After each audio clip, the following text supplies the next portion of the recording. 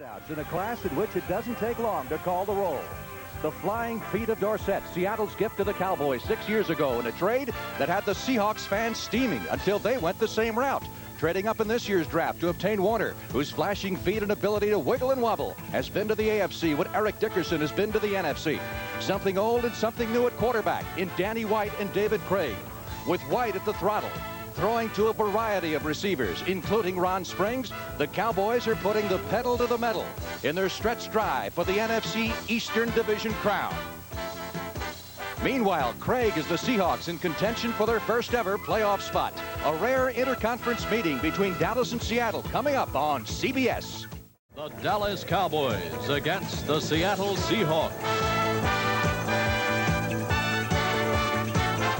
This one has been sold out since last August. 64,000 strong here at the Seattle Kingdome for this meeting between the Cowboys and the Seahawks. Hi, everybody. I'm Frank Lever along with Dick Vermeil. Of course, Dallas tied with the Redskins for the top record in the NFL at 11-2. Yet 10 of those 11 victories they've had to come from behind. Any theories? Well, Frank, I really think it's more of an indication how excited the fans get, the coaches get, the players get, how intense they get when they play the best team in the country, the Dallas Cowboys. When that wears off, all of a sudden the Dallas Cowboys come on that second half and win.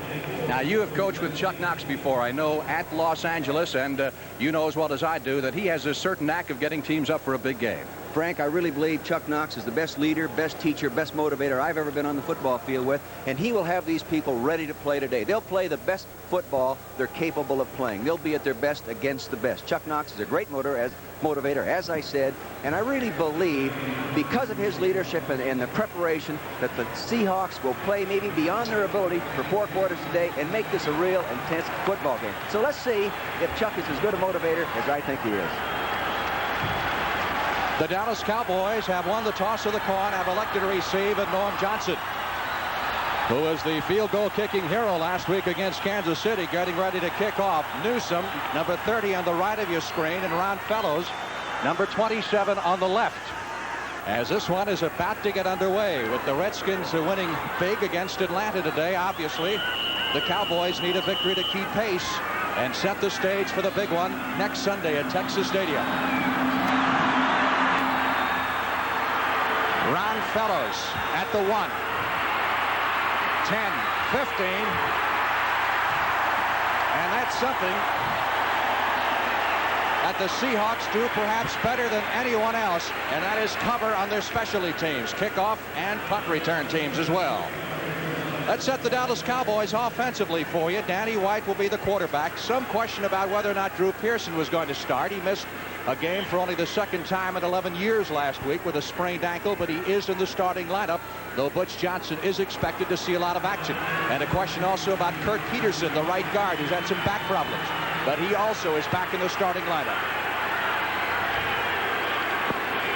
Those 25 touchdowns by Danny White, close to the club record as Dorsett carries on the first handoff and picks up close to 5 on the play. John Harris, number 44, coming up to make the stop as we take a look at the Seattle Seahawks defense. They play the front 3, and Jacob Graham from Texas A&M along with Jeff Bryant, both number 1 draft choices. Joe Nash is a free agent in the middle. The linebackers, Greg Gaines on the right outside, filling in for Michael Jackson, and then that's Shelton Robinson is the strong inside linebacker. He'll always go the side where the tight end is. And the D-backs, Kerry Justin has already signed a contract with the new league with the New Jersey Generals. 2nd and 5, Cowboys at their 21. Dorsett up the middle. Football comes out, but after the play had been whistled, short of the first down. Seattle, of course, has given up a lot of yardage in recent weeks, running and passing as well. Here's a final score. Atlanta had to come back. I think they were down 37-7 in that game to even make it respectable, but the Redskins appear to be in high gear and ready for the big showdown next week, which we'll have for you on CBS. 3rd down, Dallas needing 3 for the first down. There's Chuck Knox, head coach of the Seattle Seahawks, former head coach of the Rams and the Buffalo Bills, in his first year with the Seahawks. This place can get noisy. White in the shotgun on 3rd and 3. Out to Ron Springs, and that's enough for the first down at the 28-yard line. So Springs making the catch. He needs just 3 catches in this game to tie the Cowboys all-time pass receiving record. That's 65 catches by Frank Clark way back in 1964.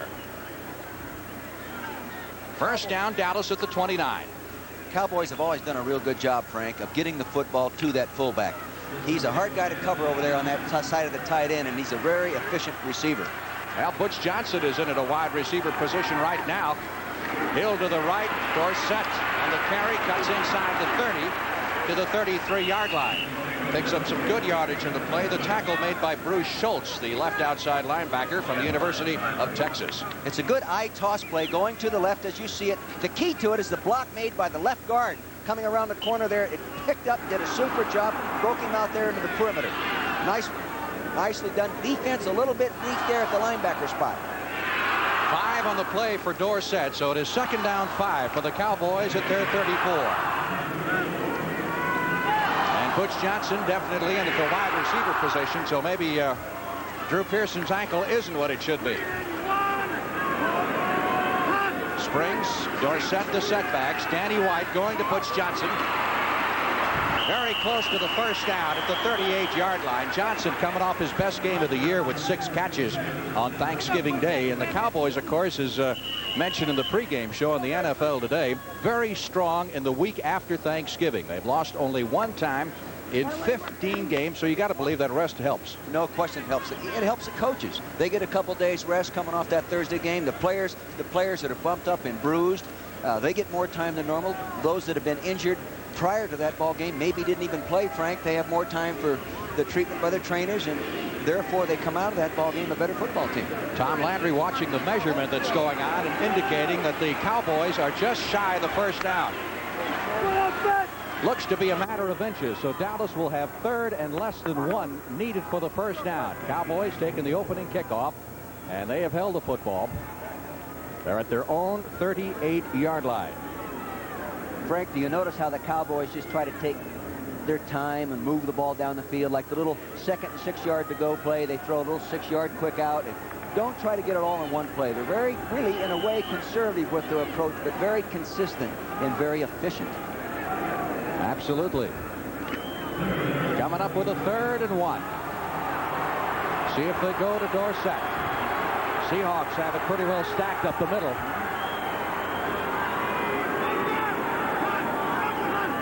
Cosby in motion. We get a whistle. Boy, that's a costly one if that's delay of game. Instead of 3rd and 1, they're going to be looking at 3rd and 6. Now the 30-second clock shows 11 seconds left. And we get illegal procedure against Dallas instead. I didn't see it, Frank. 30-second clock had 11 seconds left when Jim Tunney, the referee, blew the whistle. He marks off the 5 yards, takes it back to the 33, and here's the call. Ball start, guards moving, still 3rd down. I didn't see that from up here. Well, it's 3rd and 6 now as Chuck Knox chewing furiously on that gum. Looks on. Dallas from its 33-yard line trying to keep the drive going. Danny White, protection is good, goes over the middle and is picked off. Cosby was knocked off, and that's Kenny Easley down to the 10, to the 5, to the 2-yard line.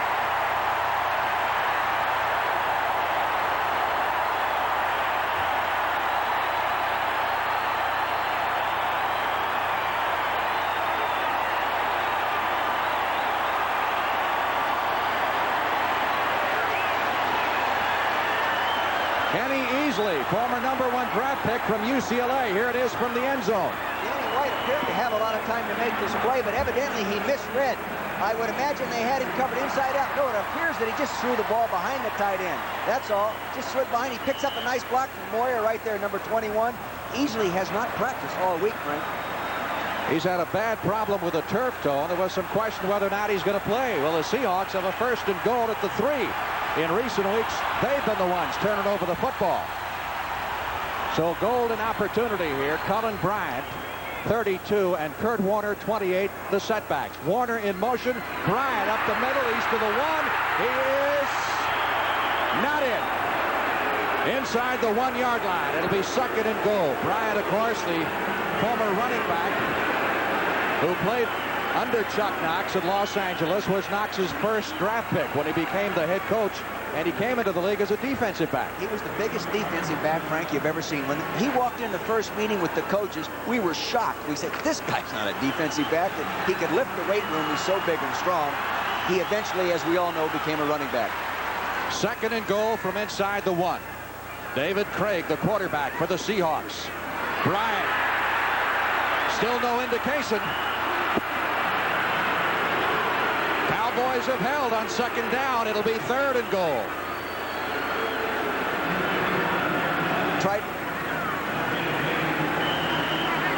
He tried to get up over the top. Now the offensive lineman will come off low. The defense is off low. See him get up on top, protect the football, but he just didn't quite break the plane to the end zone. Good defense by the Dallas Cowboys. Seahawks trying to capitalize on the 38-yard interception return by Easley.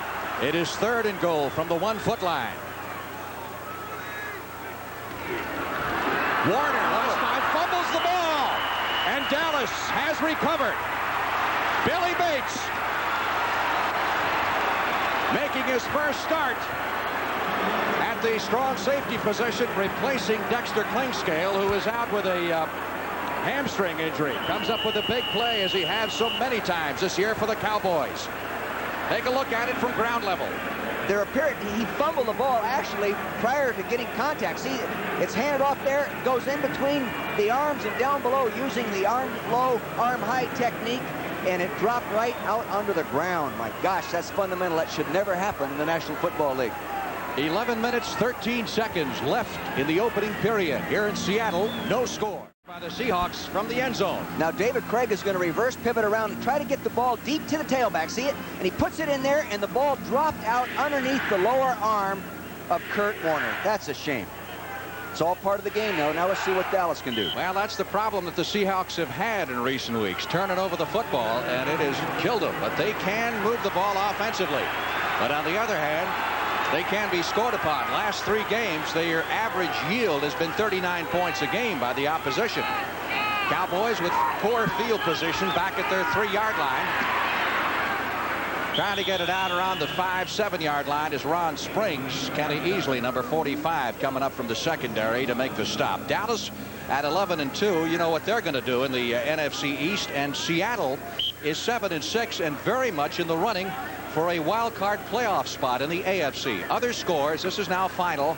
They played that game before 51,000 no-shows at the Meadowlands. That's a new NFL record for no-shows in bad weather, quite obviously. 2nd and 4 for the Cowboys at the 8-yard line. Butch Johnson in motion. Springs close for the first down out to the 12 and 13. Let's bring you up to date on other scores around the National Football League. Many of the early games are now finished. Hey, how about the Eagles? They finally won one after losing 7 straight. They upset the Los Angeles Rams. That really puts a kilter into the Rams' hopes. Well, they played awfully well last week, Frank. They played well last week, but turned it over too many times, therefore got beat. This was in the snow. New England holding off New Orleans 7-0. Buffalo defeating Kansas City 14-9.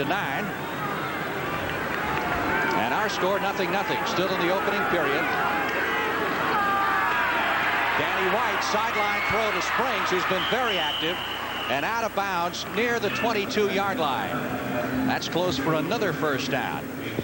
Miami trailed for a good part of this game, and the word from the Astrodome was that Dan Marino, their sensational rookie quarterback, was hurt early in that game, and Don Strock had to finish up. But they came back and beat Houston 24-17. And Cincinnati in an upset, beating Pittsburgh 23-10, and the Browns playing at Denver. The Browns could really put the heat on the Steelers in the AFC East. 2nd down 3. Cowboys ball at the 22. Dorsett. Great cutback, and he is close for the first down if he doesn't have it at the 25-yard line. Great cutback ability of Tony Dorsett. Now they're going to run that same eye toss they ran earlier. See the lineman pulling, the tight end blocking down. You see Scott coming around, Donovan out in front, fullback Levy Springs. Look at that cutback. Same type of move, actually, that Kurt Warner makes. You know, those two backs are very similar in running styles and ability. Very similar in size. Warner perhaps a little bigger, a little more physical. Dorsett faster. I think Dorsett has a little better, maybe, cutback ability. I think he sees on the backside a little bit more than Warner. Now, that's not an expert comment because I haven't seen that much of Warner. It is a first down for the Cowboys at the 25-yard line. White, delayed handoff. Dorsett first over the left side. Gets it out to the 30-yard line. Interesting thing that Tom Landry told us about Tony Dorsett this week. He said he reacts on the field to flashes of color, of the color of the other team's jersey.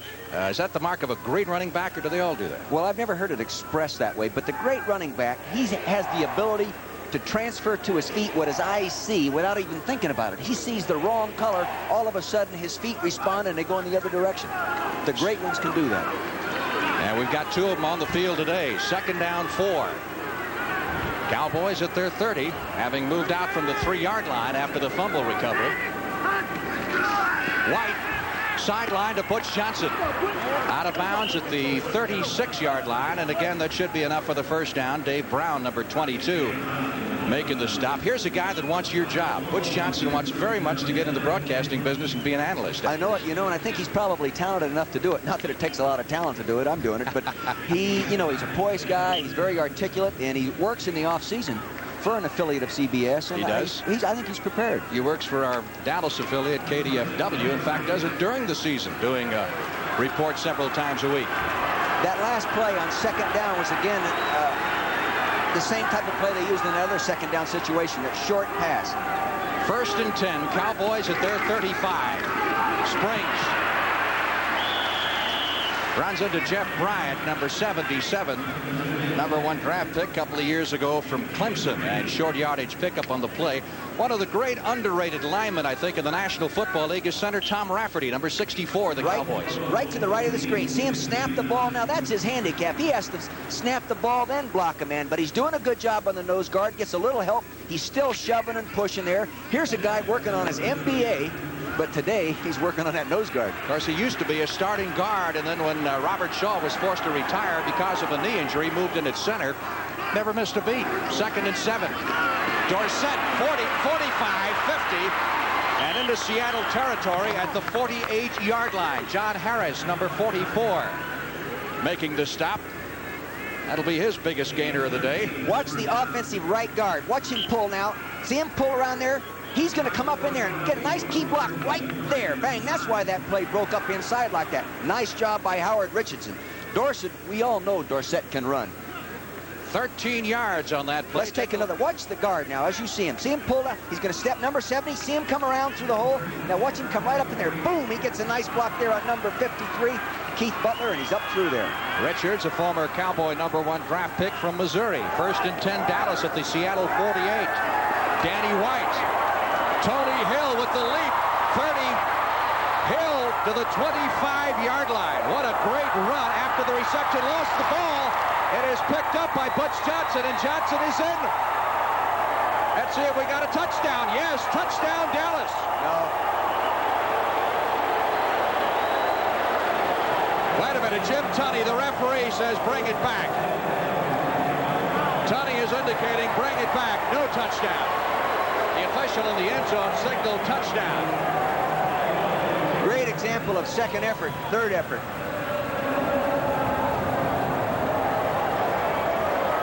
23 yards on the play. Watch it all the way. Little play action pass. Now watch, he's going to come back and fake the ball to the tailback. See that? Now that holds the inside linebackers. That gives Danny time to throw the ball into the zone. Reaches up there nicely, but look at, he tries to push him down. Dave Brown has enough experience to know that you've got to tackle a fine receiver. Now he's a ball carrier. Running the ball, people hitting him, the ball's on the ground. Now they ruled the ball was down at that point, so they give the Cowboys the first down at the Seattle 25 and nullify the touchdown recovery. Here's Dorsett, 20, 15, down to the 13-yard line. Big hole over the right side. John Harris, number 44, finally makes the stop on Tony Dorsett, who has picked up 46 yards rushing here in the first period. A gain of 12 on that play. That was a very unusual play. The center actually influenced, blocked number 72, the nose tackle, Joe Nash, and jumped back out of the way.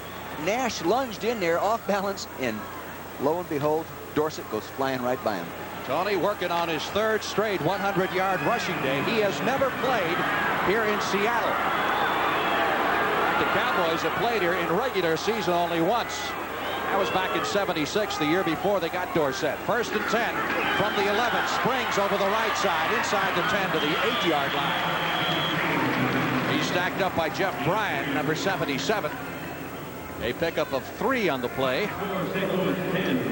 Ron Springs having his most productive year. He is the number 4 ranked receiver right now in the National Football League with those 62 catches, 63 counting the one earlier. Sees a signal from the bench, and he will be coming out.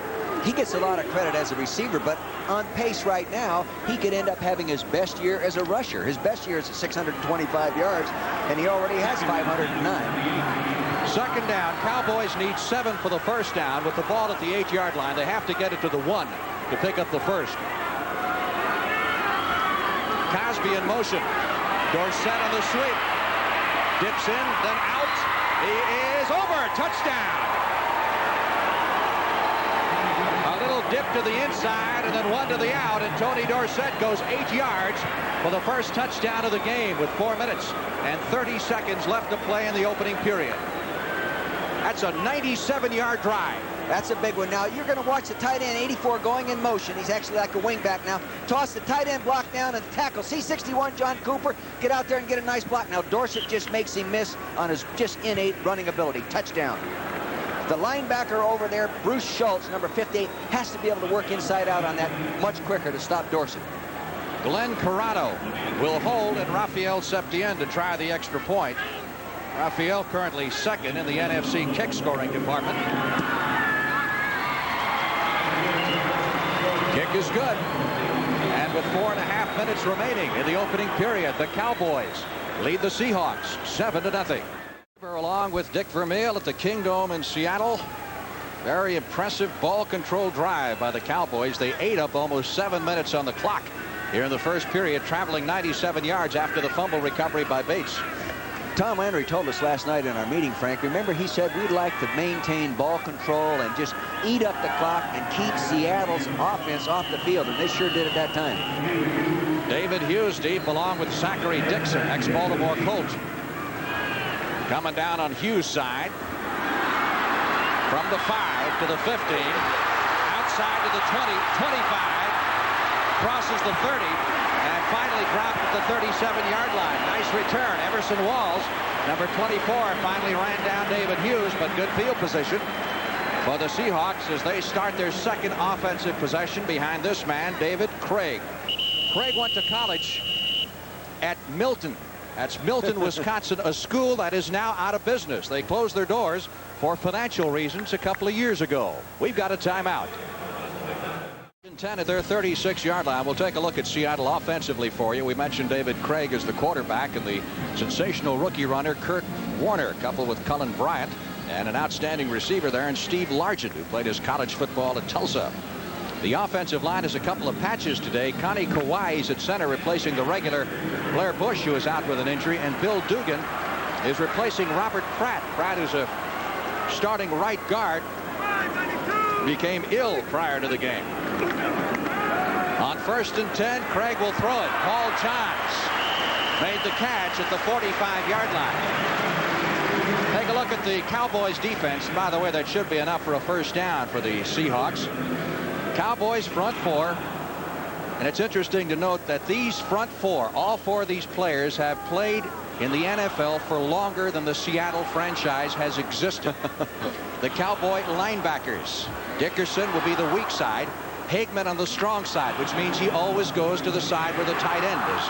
They flip-flop him. And the Cowboys secondary has Bates starting for the first time in place of Klinkscale, who is out with an injury. Not enough for the first down, say the officials. It is 2nd and 1 from the 45, and Warner picks up the first at the 47-yard line. Bob Brunig, the Cowboy middle linebacker, making the stop. Another final score in the National Football League. In the NFC Central, Green Bay outlasted Chicago 31-28. So the Bears are pretty well out of it now, and the Packers stay alive in the quest for perhaps the Central Division title. Cleveland and Denver started the same time we did, so the Browns lead it, and they have a chance to pick up some ground on the Steelers, who lost today. 7-0 Dallas, our score. First and 10 Seahawks at their 47. Kurt Warner dips inside, then tries to go back outside. Gets to the 49. Doesn't get much there. And you do not normally get well on Dallas running the football. No, they're tough to run on consistently, but you have to, to keep those defensive linemen honest. But they're tough to score points on just running the ball. I'm sure that they're going to mix that passing game in there real good and then try to get the big one off a play-action pass. Second down, Seahawks have 8 upcoming for the first down with the ball at their 49-yard line. Just over 2.5 minutes remaining in the opening period here at the Seattle Kingdome. Steve Largent wide to the right side. Everson Walls picks him up. Johns is split to the left. He's got Thurman covering him. Cowboys with a blitz had linebackers coming, complete the pass at the 32-yard line. That is good for the first down for the Seattle Seahawks and the veteran Harold Jackson, number 29. The old Los Angeles Ram and Philadelphia Eagle making the catch. Here he is. He's going to come straight back now. Now, Dallas's pass coverage went strong to the left side of the screen. Now, he works back behind the pass coverage. Nice read. He comes into Harold Jackson on a square in. There, Dennis Sherman makes the play. Well done. Well done by the defense and the offense. Really, that's hard to defense with that coverage. 21-yard pickup on the play and a Seattle first down at the Cowboy 32-yard line. One running back, and that is Colin Bryant. They got Warner on the wing, and here comes Warner. Great move inside. 30, 20, flag down as Walls shoves him out of bounds at the 5. We got a penalty marker back at the 25, which will probably be holding. Frank, I think a wide receiver was called for holding, blocking downfield. Now, I'm not sure of that, but that's what it appeared to me. Holding it is against Seattle, which will wipe out a big chunk of that game. But that running style gives you a good idea of what Warner can do. He's got fantastic feet, as they say. Tremendous feet. And I think later as we go through the ball game, we'll be able to give you some close-up examples of what we're talking about when an athlete has great feet. He and Tony Dorsett really have the great feet. Holding 62 during the run. Down. It's on the center, Connie Kauai, and it wipes out a 24-yard Seahawk gain. And Connie moves it back to the 38. Connie had pulled and gone on downfield and was downfield when they called that penalty. It's an even defense, so you can go ahead and pull your center out of there, Frank. Seahawks now looking at a first down and 17 from the Dallas 38-yard line. A minute and a half remaining in the opening period, and we get markers prior to the snap. Illegal procedure. Cowboys defensively saw somebody move in the offensive line, and it looked to be Bill Dugan, who is starting for Robert Pratt at the right guard position. Dugan, number 66, and that'll set him back 5 more.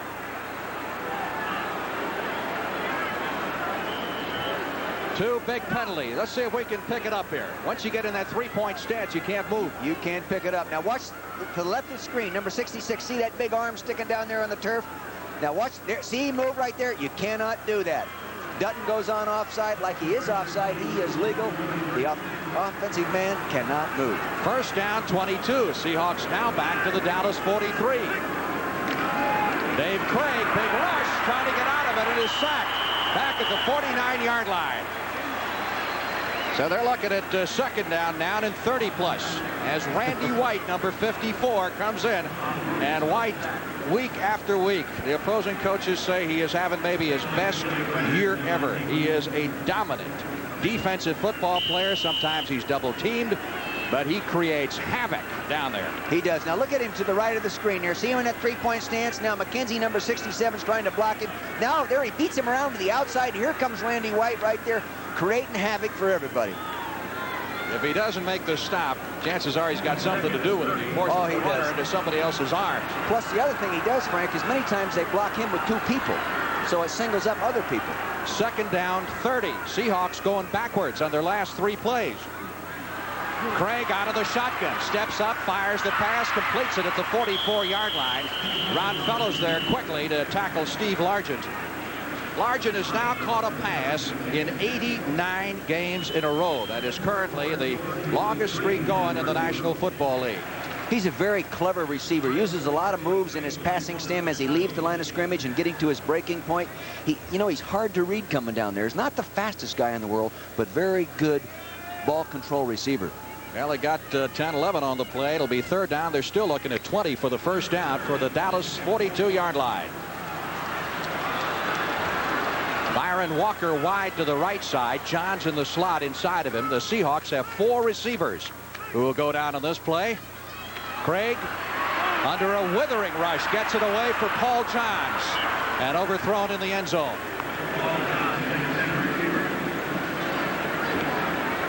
Harold Jackson was in there as well. You're out at the practice field yesterday. I thought you had a great line on Jackson before you even saw who it was. You said, I heard something creaking.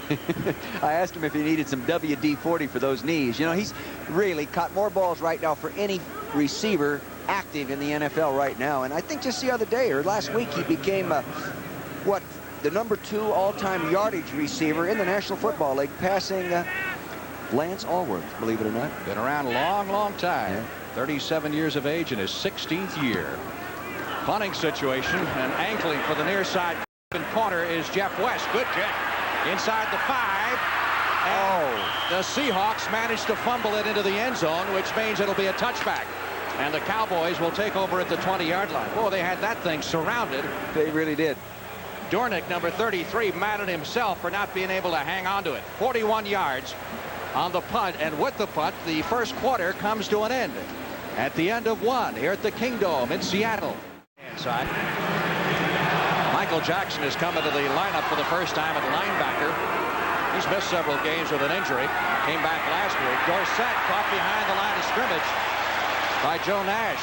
Number 72, the nose tackle, broke through that time to stop Tony Dorsett for the loss. Tony has carried 9 times and has picked up 56 yards. Nash, a free agent, has beaten out Manu Tuiasosopo, old friend of yours from UCLA. Yes, I recruited him, and actually he was a starter on my Rose Bowl team in 1976. A fine football player. He was a starter here all the time, and right now he's been beaten out. Nash, to get free like that from the nose guard position, chances are he had some kind of a slant on, and they were pulling lineman. The center was left there all alone on him, and he just beat him on the slant.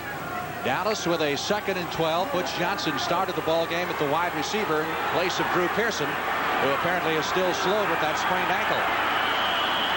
And we get a whistle as the 30-second clock is run out on the Cowboys.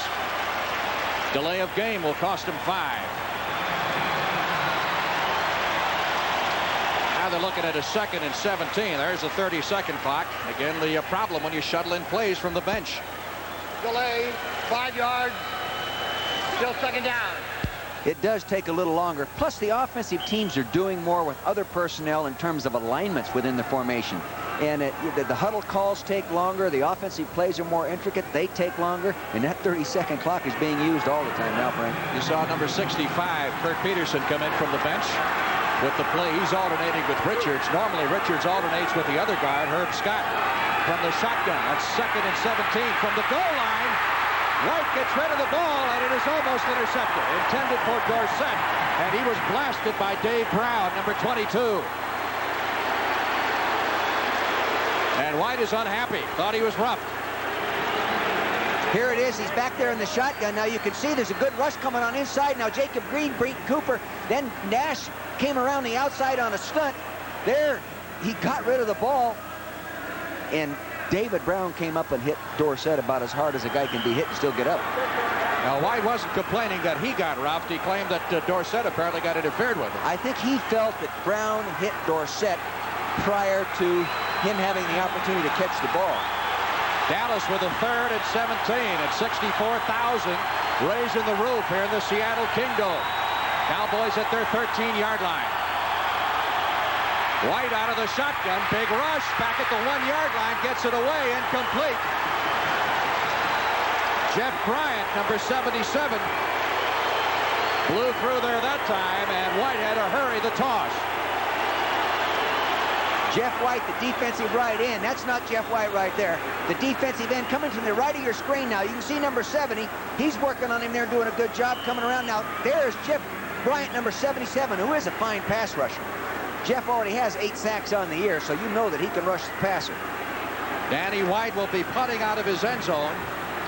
And the Seahawks deep man, they employ a 3-deep formation with Paul Johns, number 85, as their prime punt returner. Line drive kick. This can be returned. Johns at the 38.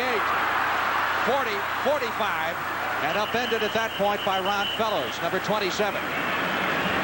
So good coverage by the Cowboys specialty teams, and the Seahawks come out of it with good field position with a 1st and 10 at their 45-yard line. We're early in the second period of play. And at their 45-yard line, that's the time remaining in the first half of play.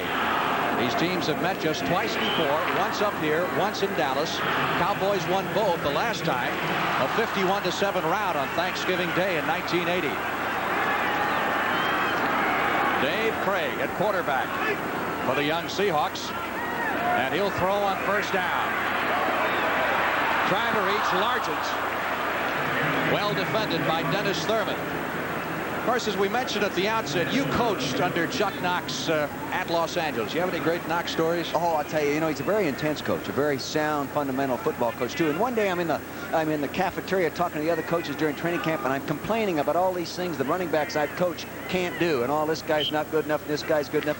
Finally, he said, Dick, if those guys could do all those things that you're complaining they can't do, I wouldn't need you to coach them. That's what I'm paying you to do. Teach them to do it. That shut you up for a while, didn't it? Shut me up, but good. 2nd and 10. Seahawks at their 45-yard line. Whistle right at the snap. Obviously, they're trying to get the ball in Warner's hands, and once again, the Seahawks going to be flagged here for a false start.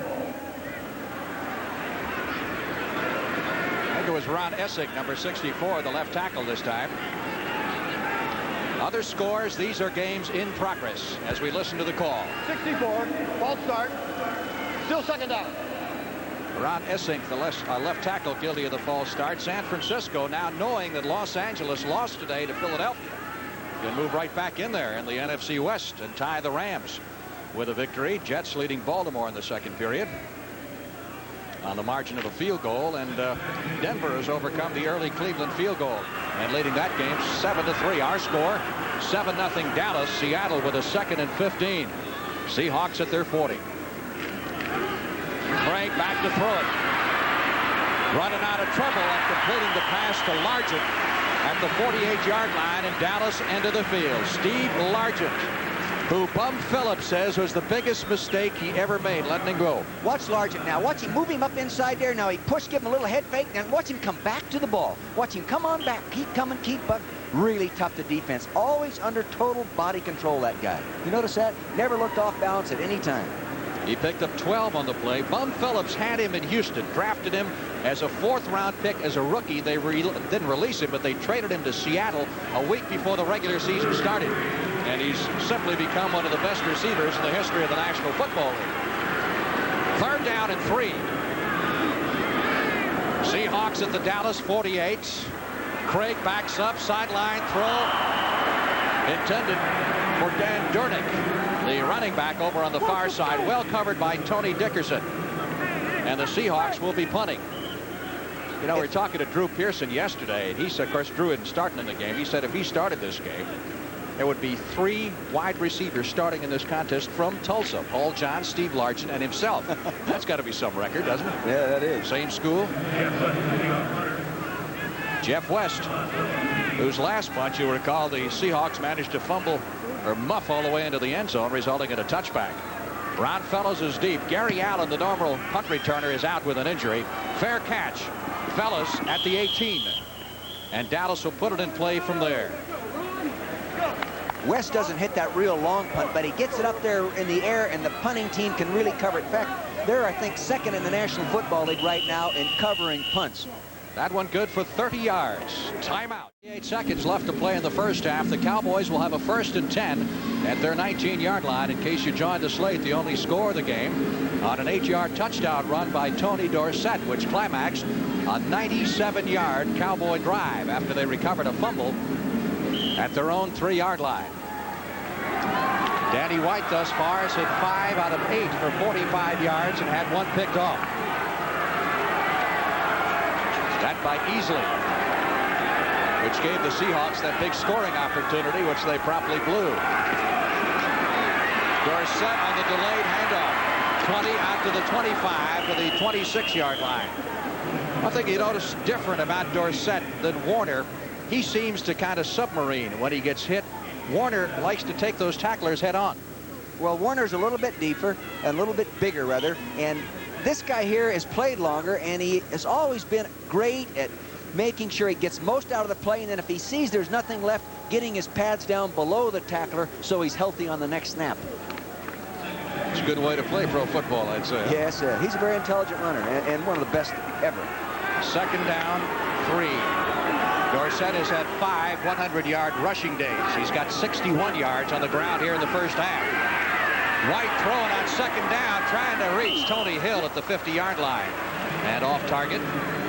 Hill has come back after a sprained arch, which caused him to miss 4 games earlier this season. He's caught 34 balls for 6 touchdowns. And there's Drew Pearson. Warming up his passing arm, huh? Yeah, maybe. He used to be a quarterback in high school, early college days. Played with Joe Theismann. I think that story has been passed around a bit. Yeah, no question. Everybody, I've used that 3 or 4 times myself. Nothing new there, but Drew missed a game for the second time in 11 years last week.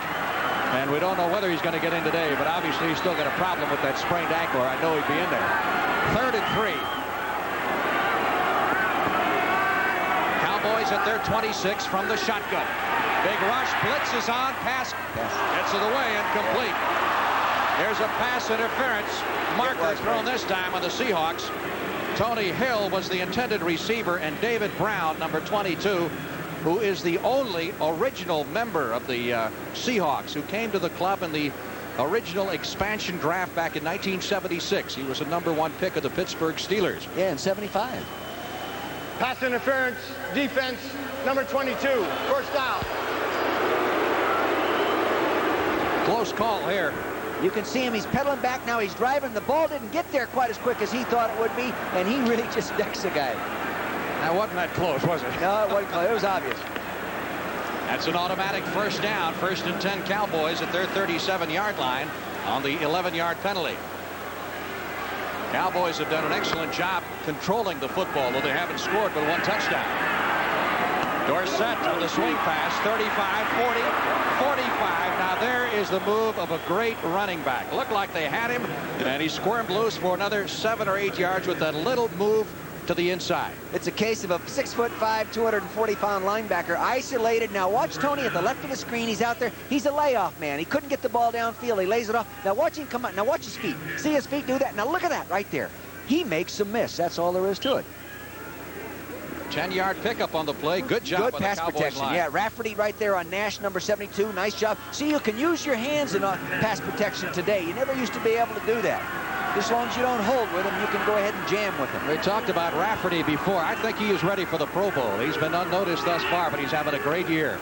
1st and 10 at the 47. This time they stop Dorsett before he gets started. Jeff Bryant, number 77, who's had a great game so far at right end, and is given Pat Donovan pretty well all he can handle. Right. Well, sometimes they're pulling linemen. Let's see. Now, he jumped down on the guard that time. He was on the guard, Scott, number 68. See, and they changed the defense right prior to the snap, and I think it might have confused the offensive blocking pattern. 2nd down, 11. Dallas from its 45-yard line. Just over 11 minutes left to play in the first half.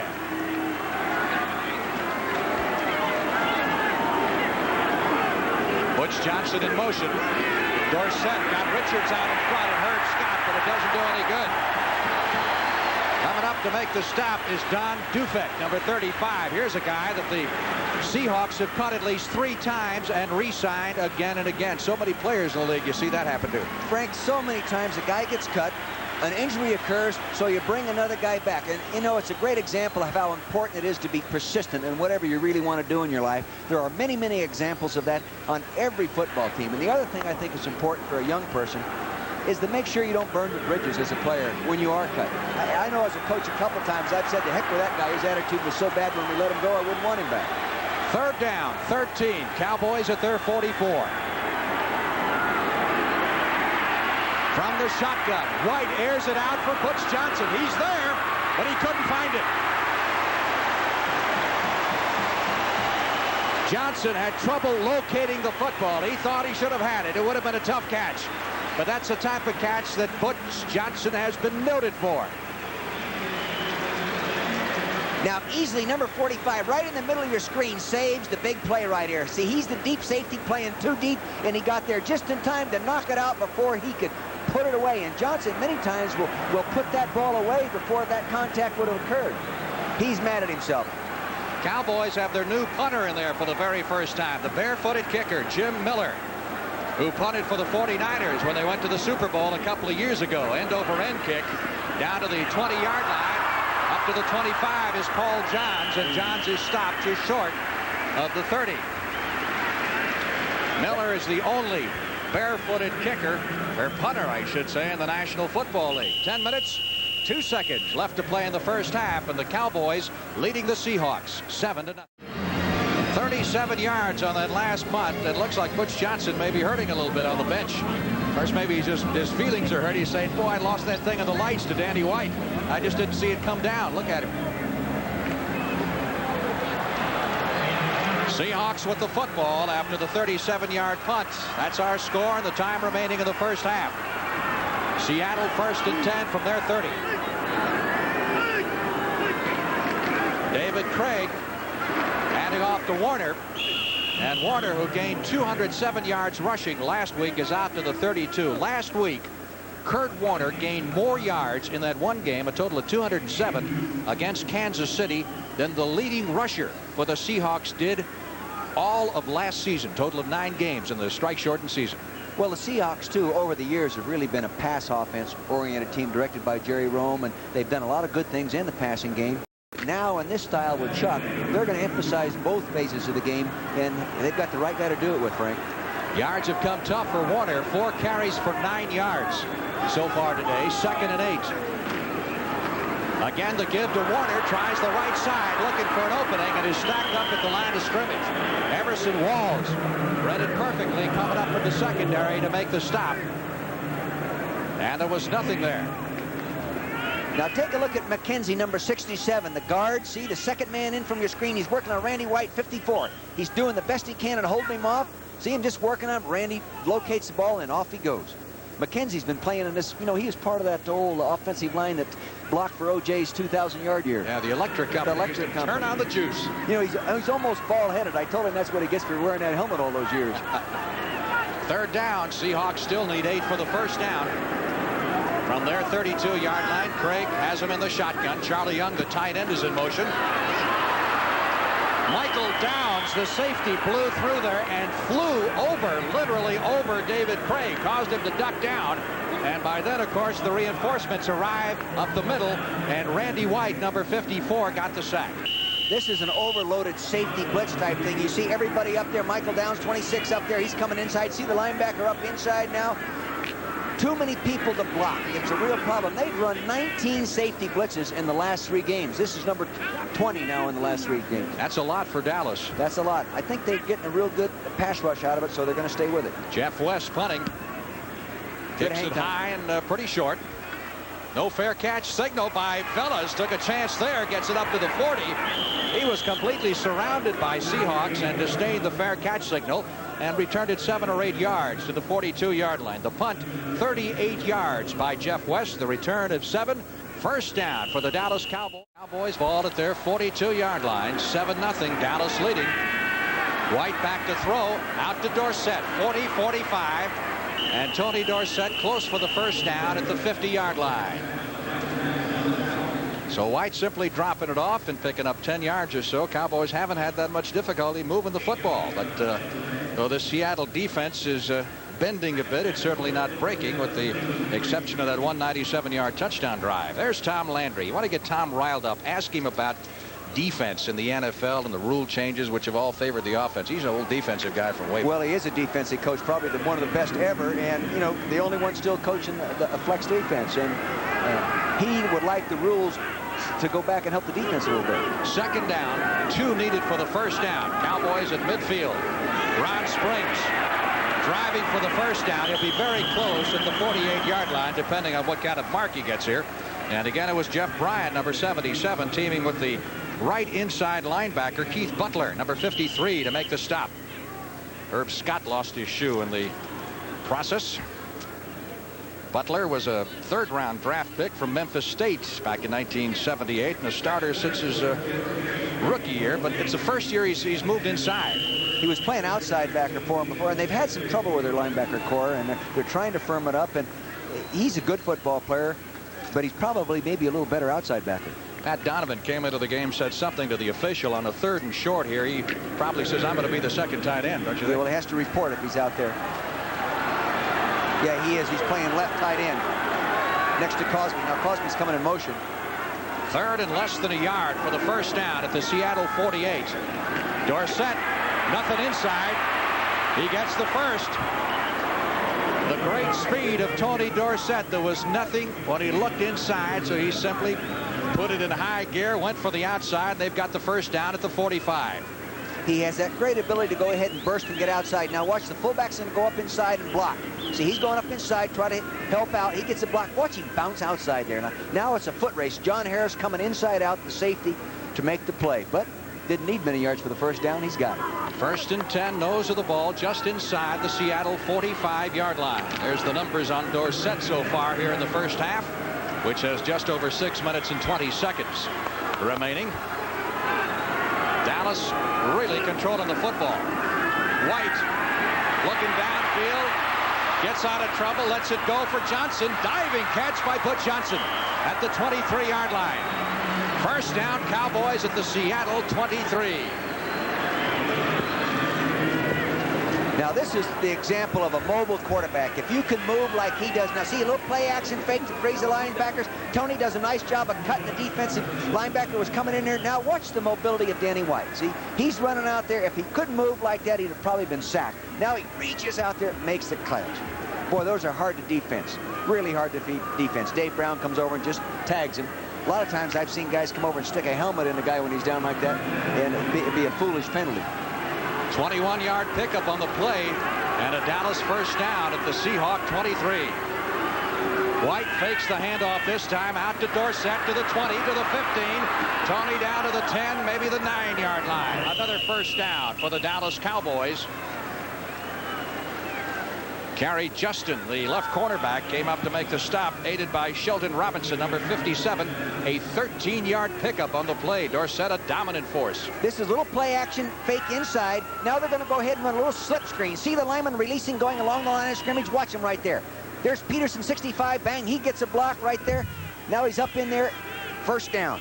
Well-executed play. He had 3 linemen out in front of him, Frank. Only one of them got a key block, but that's all Dorsett needed.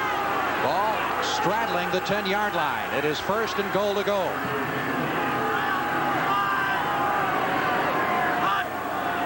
Butch Johnson in motion. Ron Springs to about the 6-yard line. You pretty well know Dallas' situation with the big game coming up against the Redskins. The Seahawks are in a position. They win their last 3 games. They're in the playoffs as a wild card team. They are still masters of their own fate. Here's a nice shot. You're playing linebacker, sitting home on your couch. Now see that. Now Shelton Robinson, 57, moving inside out, but he overran the play. Now there's a nice little cutback hole in there. Then the other backside linebacker had to come in and to make the play. That's one of the toughest things, Frank, to discipline the linebacker not to overrun those plays. Ron Springs, as you see, has come out of the ball game, leaving the Cowboys with Tony Dorsett as the lone setback. It is 2nd down. Goal to go from the 7. TD up the middle. 3-2-1, touchdown. Another great run for Dorsett as he was hit at about the 5-yard line, kept spinning, kept driving forward, and Dorsett has his 2nd touchdown of the day and 70 yards rushing on the afternoon. They just went right at him up inside. Now you watch, they're going to come right up inside, direct handoff. See the center now, he's got him blocked right there, and he influenced him. He influenced, again, Joe Nash. Now he's just running up there, but Joe Nash, he didn't actually take him on physically. He influenced him and was overpowered by the nose tackle, and that opened the lane up laterally for him, Frank, and there's the hole. Septien to try the extra point. Glenn Carano will hold. He's the Cowboys' 3rd-string quarterback, and he has said this week he is going to sign a contract with the Pittsburgh team in the new league after the conclusion of this season, if not earlier. Take a look at it one more time. Here he is. He's going to drop the shoulder now. He knows the end zone's right there. He gets good forward body tilt. He's taking it in for the 6-point play. 3:57 left in the first half. Cowboys 14, Seahawks nothing. Getting ready to kick off. So far, with just under 4 minutes left to play in the first half, the Cowboys have controlled the ball for 17 minutes and 46 seconds, and the Seahawks have had it for 8 minutes and 17 seconds. That, you'd have to say, is perfect execution of the game plan, because that's what Coach Landry wanted to do. Dallas looking very crisp, except for the one interception thrown by White. David Hughes, 15-20, and hit it about the 25 to the 26-yard line. Decked at that point by Bruce Huther, number 55. So the Cowboys in command, leading by a score of 14-0. They have out first down the Seattle Seahawks, 14-2 at this point. Along with Dick Vermeil, and so far it's been Tony Dorsett's day here in Seattle. This is the team, of course, involved in the trade which enabled Dorsett to wind up with the Dallas Cowboys. Who's to say, though, had they drafted him behind that expansion team, who's to say he'd have had the success he's had with Dallas behind a veteran club? Well, I don't think he would have had the success. He might not be healthy today. He may not be in the league, you know, because they were young and didn't have the offensive linemen. 1st and 10, Seahawks at their 27-yard line. Just under 4 minutes left to play. First half. They trail 14-0. David Craig going over the middle. It is caught by Charlie Young, the tight end. That's a first down at the 40-yard line. Michael Downs, the safety, almost got his hands on the ball, number 26, but couldn't handle it. This is a nice play-action pass. Now watch him fake to Kurt. See him fake right there? Freezes everybody. Now he comes back, and Craig just sits in. Look at the poise of this young quarterback. Very accurate throw. Nice catch by Charlie. He moved to the ball. Good hands. He reaches out there with that big 6'5" frame, and he's got a big play. Nice job by Charlie Young. Officials mark it at the 39-yard line of Dallas. It is 1st and 10 for the Seahawks. Johns to the left side. Largent to the right. Craig will throw it. Kurt Warner wants it and gets it. Out of bounds at the 32-yard line. That'll be a pickup of 7. Everson Walls finally running the great Seahawk rookie runner out of bounds. Chuck Knox. Chuck's son played on the state championship team, which played in this arena last night, won the state championship. He's got a great running back. Yeah, he made 100-something yards last night. He made 200 yards last week. Only carried the ball 10 times last night. Chuck's really proud of it. 2nd down. Seahawks need 3 for the first down at the Dallas 32. They trail 14-0, trying to come back with a score before intermission. Cowboys doing a lot of stunning in that defensive line. Colin Bryant, the fullback, gets the call.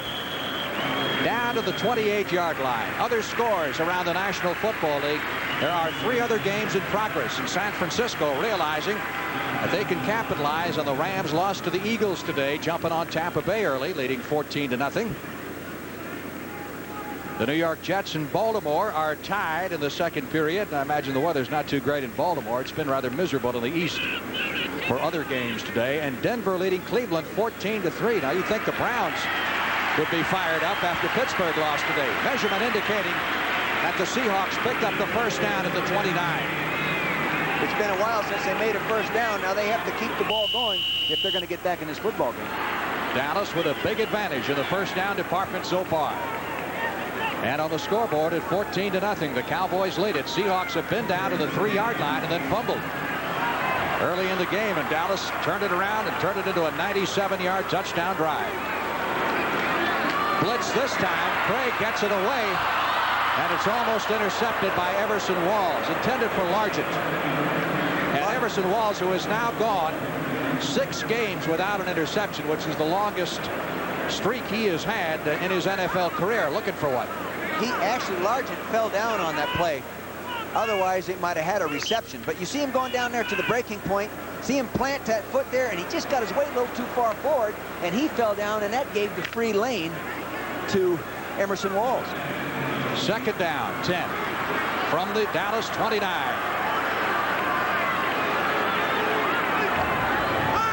That was Harvey Martin, but he got back. Warner gets a couple up the middle. Of course, on defense, you can move across, and if you get back before the ball is snapped, you're all right. The experienced center many times, and the experienced quarterback, you'll just goose that center a little bit, and he'll snap it at that time, and heck with a snap count and get that easy 5 yards. I've seen it happen many times. Well, Craig, of course, a young quarterback. He's been with this team for several years, but he hasn't played all that much. and succeeded Jim Zorn as the starting quarterback when Zorn had some interception problems earlier in the year. Clock is run down to the 2-minute warning. We'll be back at the Seattle Kingdome in just a moment. Left to play in the first half. Cowboys leading by 2 touchdowns. Both clubs have all 3 of their timeouts left, and when we go back to play, the Seahawks have the football with a 3rd and 8 upcoming at the 27. There's Norm Johnson, the field goal kicker, who was the hero of last week's 51-48 track meet with Kansas City. He hit a 42-yarder with 3 seconds left in the game to tie it, and then a 42-yarder to win it in overtime. 3rd down, 9 needed for the first down. Seahawks at the Dallas 27. Cowboys showing blitz. Here they come. Craig gets it away to Largent. That should be enough for the first down at the 17-yard line. Emerson Walls made the stop, but Craig did a good job reading the blitz. Did a nice job.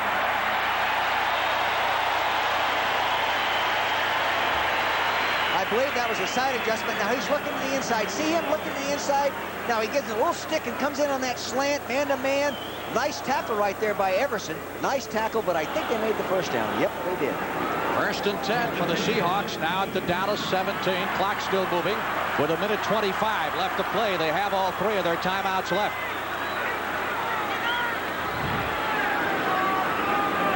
Warner in motion.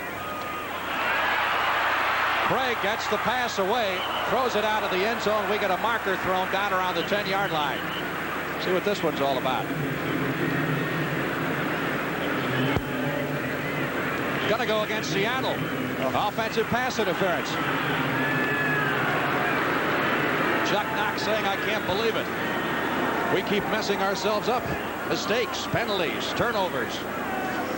That's cost the Seahawks field position here in the first half so far. Friday on the practice field, Frank, I watched him working on their inside the 20 passing attack, and Craig was awfully sharp at throwing corner patterns off to the left side here. Here's Jim Tunney, the referee, with the call. Pass interference, offense, number 32. Still first down. It was against Colin Bryant, who was down around the 10-yard line. So the walk-off will move the ball back to the 22-yard line. It is first down and now 20. Needed for the first. They have to get to the 7 to pick up the first down. Ball is at the 27-yard line. Craig under pressure, trying to get away, and Randy White and Harvey Martin wouldn't let him go. Harvey surrounded him from the right side and forced him to run into the arms of Randy White. However, we've got a marker thrown down at the 10-yard line. Penalty marker down to the field. And this one looks like it's going to go against Dallas. Starting to play drop the hanky out here, Frank. Jim Tunney marks off yardage to the 22, and again, here's the call. Holding, number 32, 5 yards in the previous spot, and first down. Defensive holding against Dennis Thurman of the Cowboys, number 32. Now they're back in the shotgun. You can see that Randy White and Harvey Martin are going to appear here quickly. Here they come. See Harvey coming around there, number 79. No penalties there, just darn good pass rush. You know who was rushing the passer a little better today than we've seen him is Harvey Martin, number 79. Plus, he started playing stronger for the Cowboys on Thanksgiving Day against St. Louis.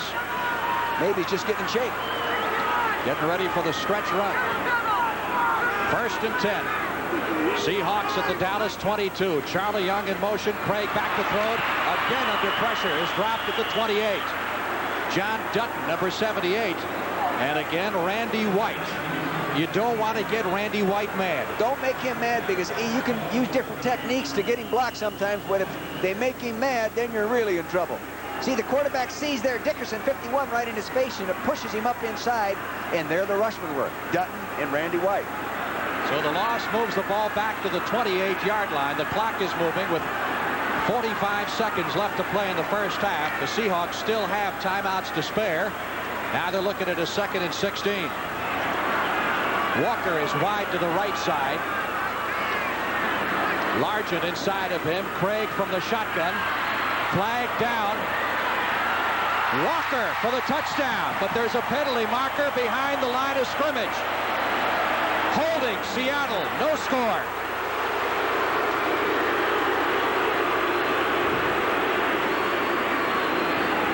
Byron Walker.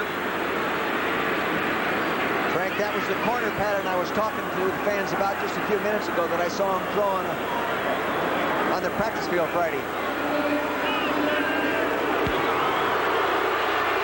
Number 76, Steve August, evidently was called holding on Ed Jones, number 72. The right tackle, Steve August, who is a questionable starter coming into this game because of some injury problems, called for holding. Now, he is the one man that the Seahawks have left from the Tony Dorsett trade. There's the Cowboys traded their number 1 and 3 number 2 draft picks for the rights to draft Dorsett to move up. And August is the only guy the Seahawks have left. He was a number 1 draft choice. He's out. Hernandez is in. Second down, 26.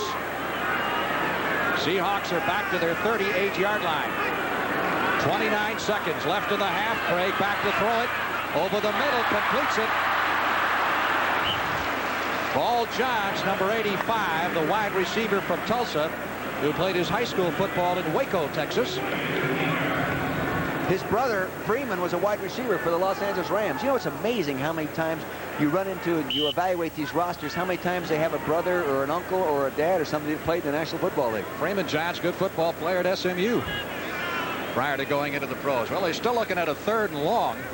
3rd down, 16 for the Seahawks with the ball at the 28. And 22 seconds left on the clock. Again, the Seahawks still have timeouts to work with here. They've done all this without using a timeout. Craig has it knocked loose.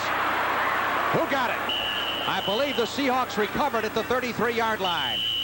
Reggie McKenzie, number 67, came up with the football. Randy White was down on the ground, and I believe the ball rolled right behind him, and he didn't see it until too late. I think, personally, from where I watched that play and studied it, it appeared to me that the quarterback started his throwing action. It was an incomplete pass. Yeah, they're bringing it back to the 37-yard line. And that may indeed have been the ruling. Seattle. Timeout call by the Seahawks. Here he is back in the shotgun, going to get the snap. Fumble. Ball will be returned in the spot of the fumble. It's now 4th. He's going back to throw. You can see now this stunt. See Smerrick, number 60, coming around. The lineman does a nice job of picking him up.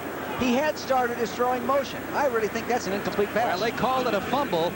Of course, you saw McKenzie recover it, but because it happened inside of the 2-minute warning, they bring the ball back to the point of the fumble. So that's the ruling, and now the ball is at the 37-yard line, and the Seahawks, with 14 seconds left in the half, are going to go for the field goal. Norm Johnson is in. Zorn will hold, and this is going to be a moonshot. His career long is 48 yards. This is a 55-yard attempt.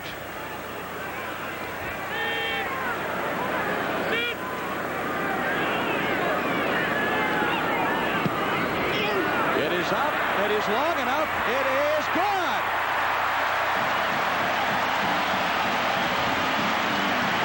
Norm Johnson. Officially, they will give him 54 yards. And the Seahawks are on the scoreboard with 9 seconds left to play in the first half. And ties a Seattle club record. 54 yards originally set by an ex-Dallas Cowboy, Efren Herrera. And Johnson is ready to kick off. Just 9 seconds left on the clock. They go with the onside kick. Little squibber. Cowboys bounce it around a while and finally manage to maintain control at the 35. Coming up at halftime, Brent Musburger and Irv Cross. Lots of scores and highlights and some look at the nasty weather in the East today at some of the NFL games, which has kept the scoring down. It always gets miserable back there about to play a good football game.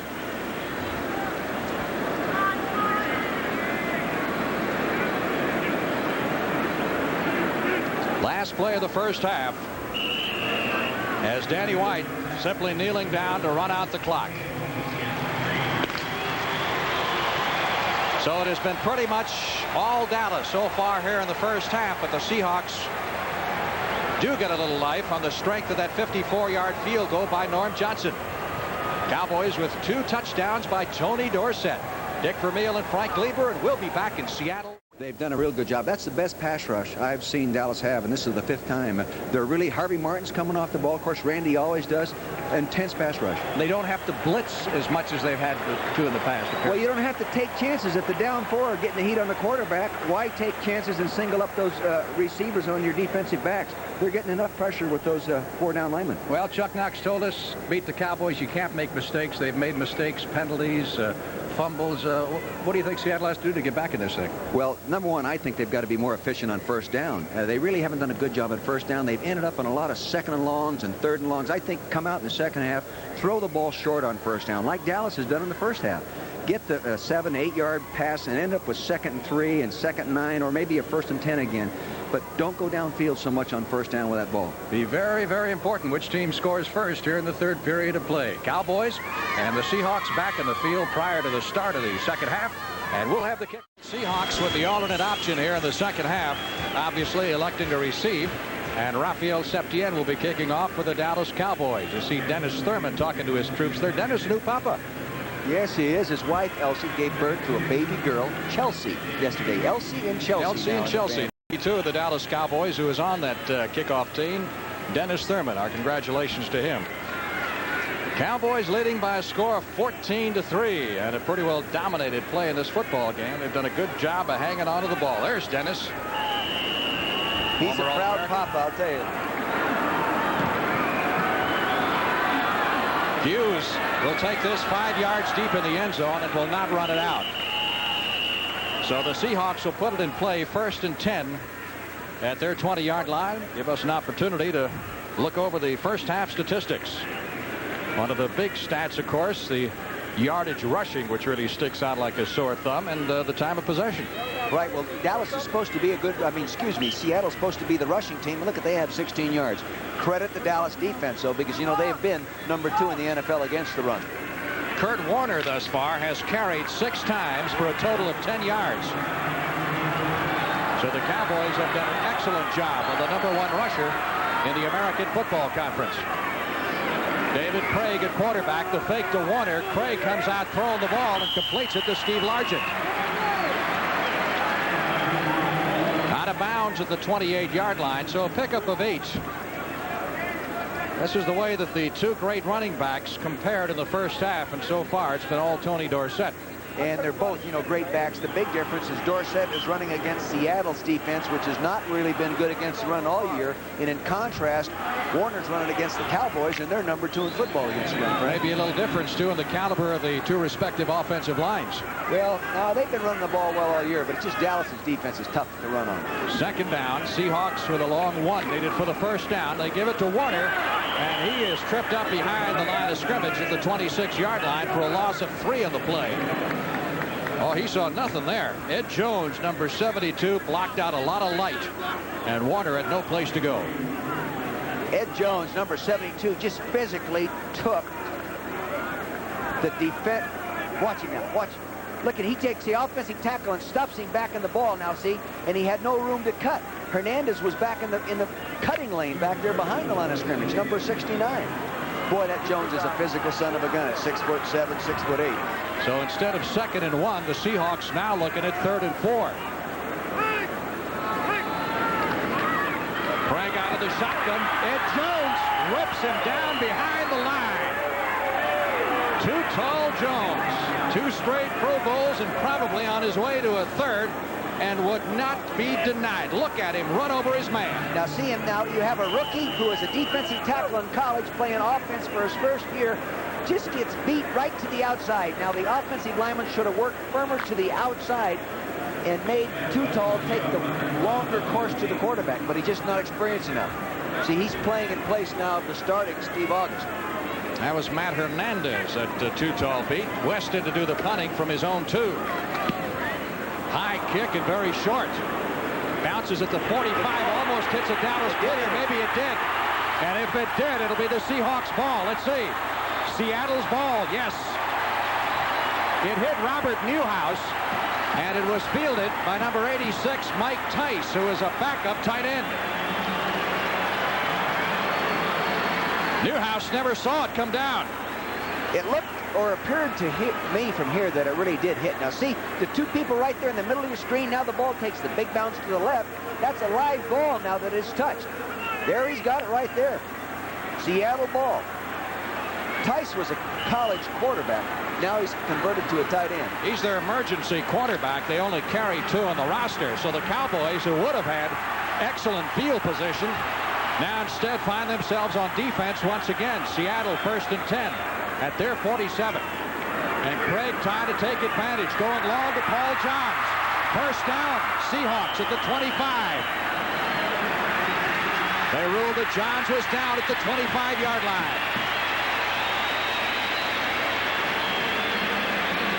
Johns ran a post pattern. See him at the top of your left of your screen. He's going to come off about 12 yards. Stick him and just come inside between the safety and the corner Thurman right there. Actually, Downs has to get over and help Thurman inside on that pattern, Frank.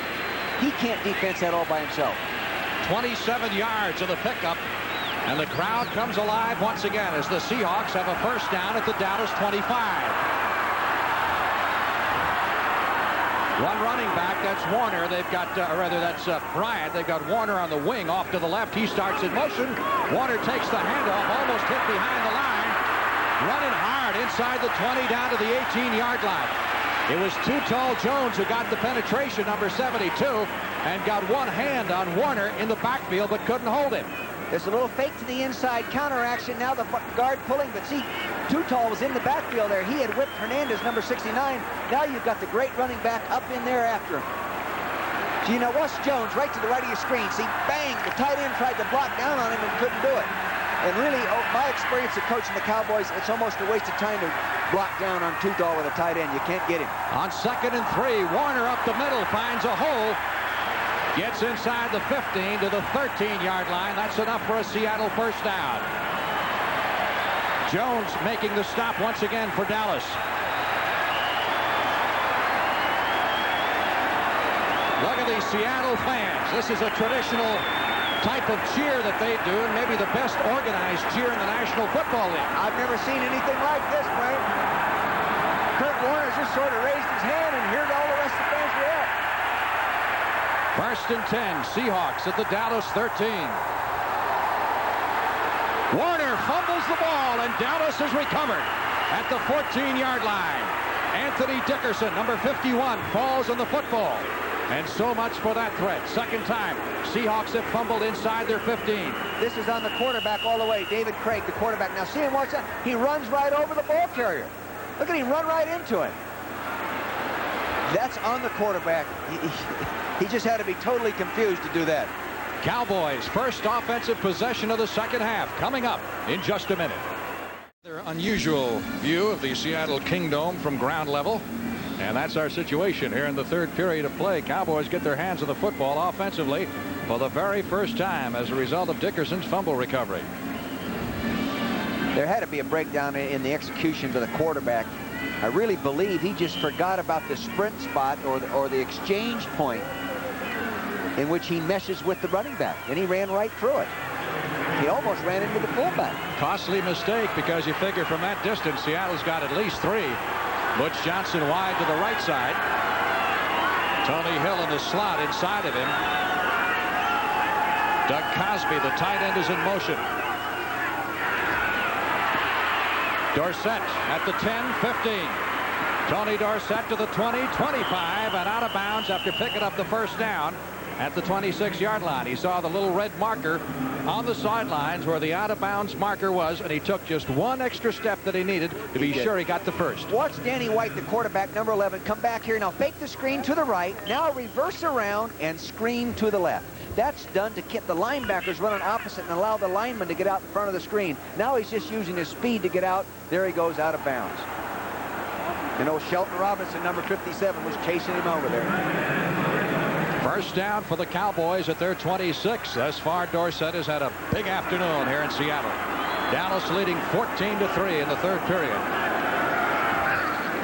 Danny White, good protection for Tony Hill.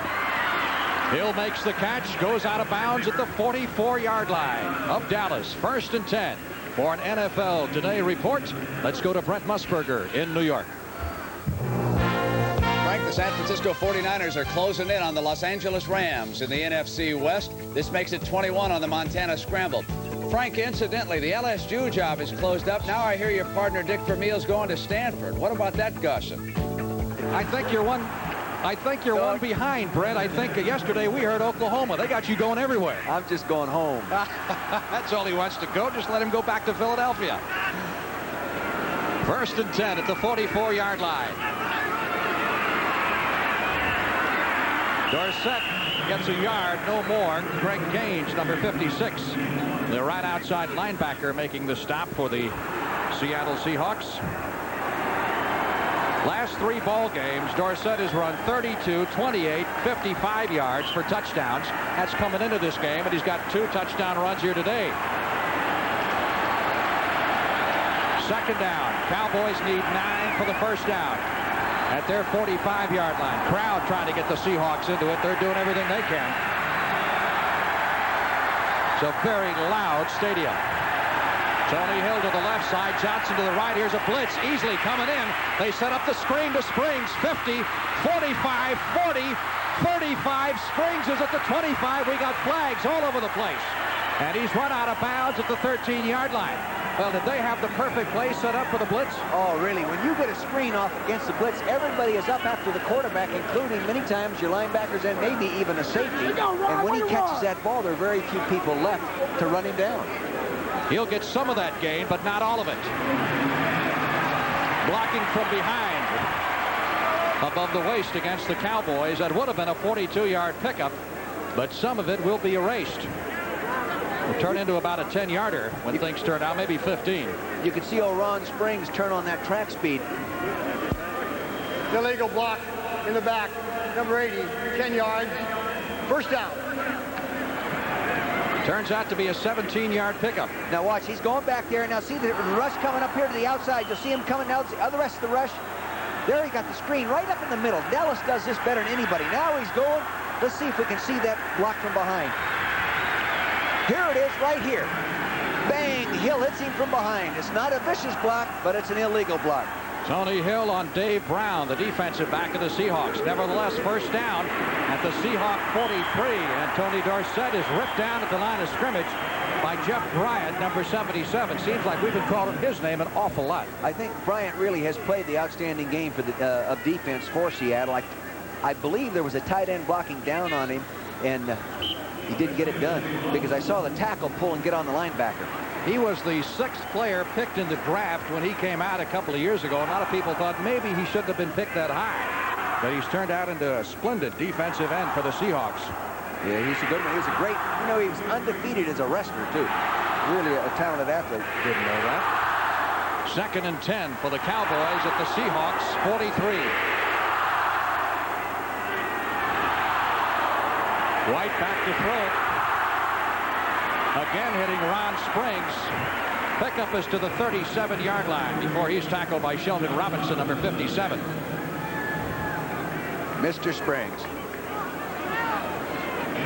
does a great job catching the football. That's 5 for him, and he now has broken the Cowboys' single-season pass reception record. Got 66 on the year. Gives him 1 more than Frank Clark's previous mark set in 1964. So here's a record setter for See, him. they have a screen being faked out there to the right, which draws the people up in front. Now it's just strictly between the linebacker, Sheldon Robinson, and Ron Springs, and Ron wins. 3rd down. Dallas needs 6 for the 1st down at the 38-yard line of Seattle. Danny White. First time that the Seahawks have really put the heat on him and sacked him at the 44. And that, of course, means that Dallas will also lose field goal range. Mark Hicks, number 63, making the sack. And the Cowboys will be punting. He held on to the ball. I think the coverage took away the pattern initially and gave the rush time to get there. Danny decided he was going to run up inside, and all of a sudden there was the Mark Hicks. Jim Miller picked up as a free agent, and Paul Johns is the deep man for Seattle. Miller standing on his 40. As we said, he's the only barefooted punter in the NFL. angling for the near side coffin corner and gets it out of bounds. Looks like inside the 10. Let's see where they mark it. Maybe just outside the 10. They're going to put it at the 12. Pretty good punts by the Cowboys' newest acquisition. We've got a timeout with 7:59 left in the Seahawks at their 12-yard line. David Craig has gone all the way at quarterback. Hit 10 out of 14 passes for 148 yards. Most of them the shorter percentage throws, but he showed us he's got a pretty good arm. Seattle trailing 14-3. Kurt Warner, who's been held in check. We get a marker thrown as Randy White makes the stop on the sensational rookie All-American from Penn State after a gain of just a yard of the play. That would normally indicate a holding penalty. Let's see. Yes, against Seattle. Will cost them half the distance to the goal.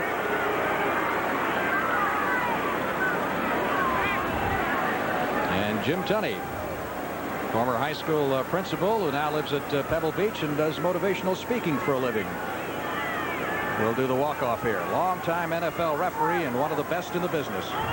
Very much respected by all the coaches. Holding 66, half the distance to the goal line. Still first down. That's Bill Dugan, who is filling in for Robert Pratt at the right guard position. He had no idea when he got up this morning that he was going to be starting this football game. Pratt turned up sick. 1st and 16 for the Seahawks, who are back to their 6. Craig throwing from the end zone. Bullet over the middle.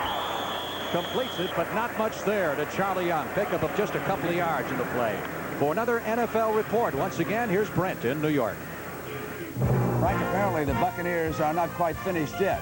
Now, Jack Thompson pulls out, and Kevin House has had a horrible season for John McKay this year, but he still has that great speed. He gets deep. On this time, 74 yards now, and the Buccaneers at least have got a shot. It's 21-14 San Francisco. Back to Frank and Dick. Boy, how many times you see that underthrown pass fielded for a big gain. The defender 2nd down, 14, Seahawks. From their 7, Craig again in the end zone. Gets this one out, and it is incomplete. He had Colin Bryant, who had some running room over on the far sideline, but Bryant couldn't field it. And his shoe tops. Randy White was sitting right there in David Craig's face, too, because David ended up on the ground. Craig came on for Seattle at halftime of the Pittsburgh game when they were behind 24-0. Did a good job. And he's been with this club 3.5 years, so he is no rookie, but he is a free agent. Played at this very small college in Wisconsin by the name of Milton, and still lives in that area. Loves to go home and go ice fishing during the winter. You know, he had over a 400-yard game against Denver a few weeks ago, so you know he can throw, but they haven't handled the rush real well today. 3rd down and 14. Seattle from its 7. Craig trying to pick up the 1st down. That one could be picked off and would have been had not the two Cowboys run into each other. Craig was really decked in the end zone. Ron Fellows was over there, and so was Everson Walls. And they collided, or they would have had a cinch interception. As it is, the Seahawks will punt. Quarterback's just not getting enough time. He looks like he's going to have some time initially, but coming around, Randy White, 54, is picked up on the stunt. But you can see Smerrick, number 60, hit him just as he threw the ball. No way you can throw it accurately or very far downfield. Well, Walls thought he had his first interception in 6 games, and Fellows kind of knocked him off. So now it's the Seahawks punting out of their end zone, and Dallas should wind up with good field position here. Dallas standing on his 50-yard line. Seattle's the #1 punt coverage team in the National Football League right now. They're coached by Rusty Tillman. Beautiful This is a great hit. Fellows all the way back to his 38. Up to the 45. And trying to get it to midfield, and just does. You know, Fellows is running straight upfield better right now than he did prior to being relieved of the responsibilities.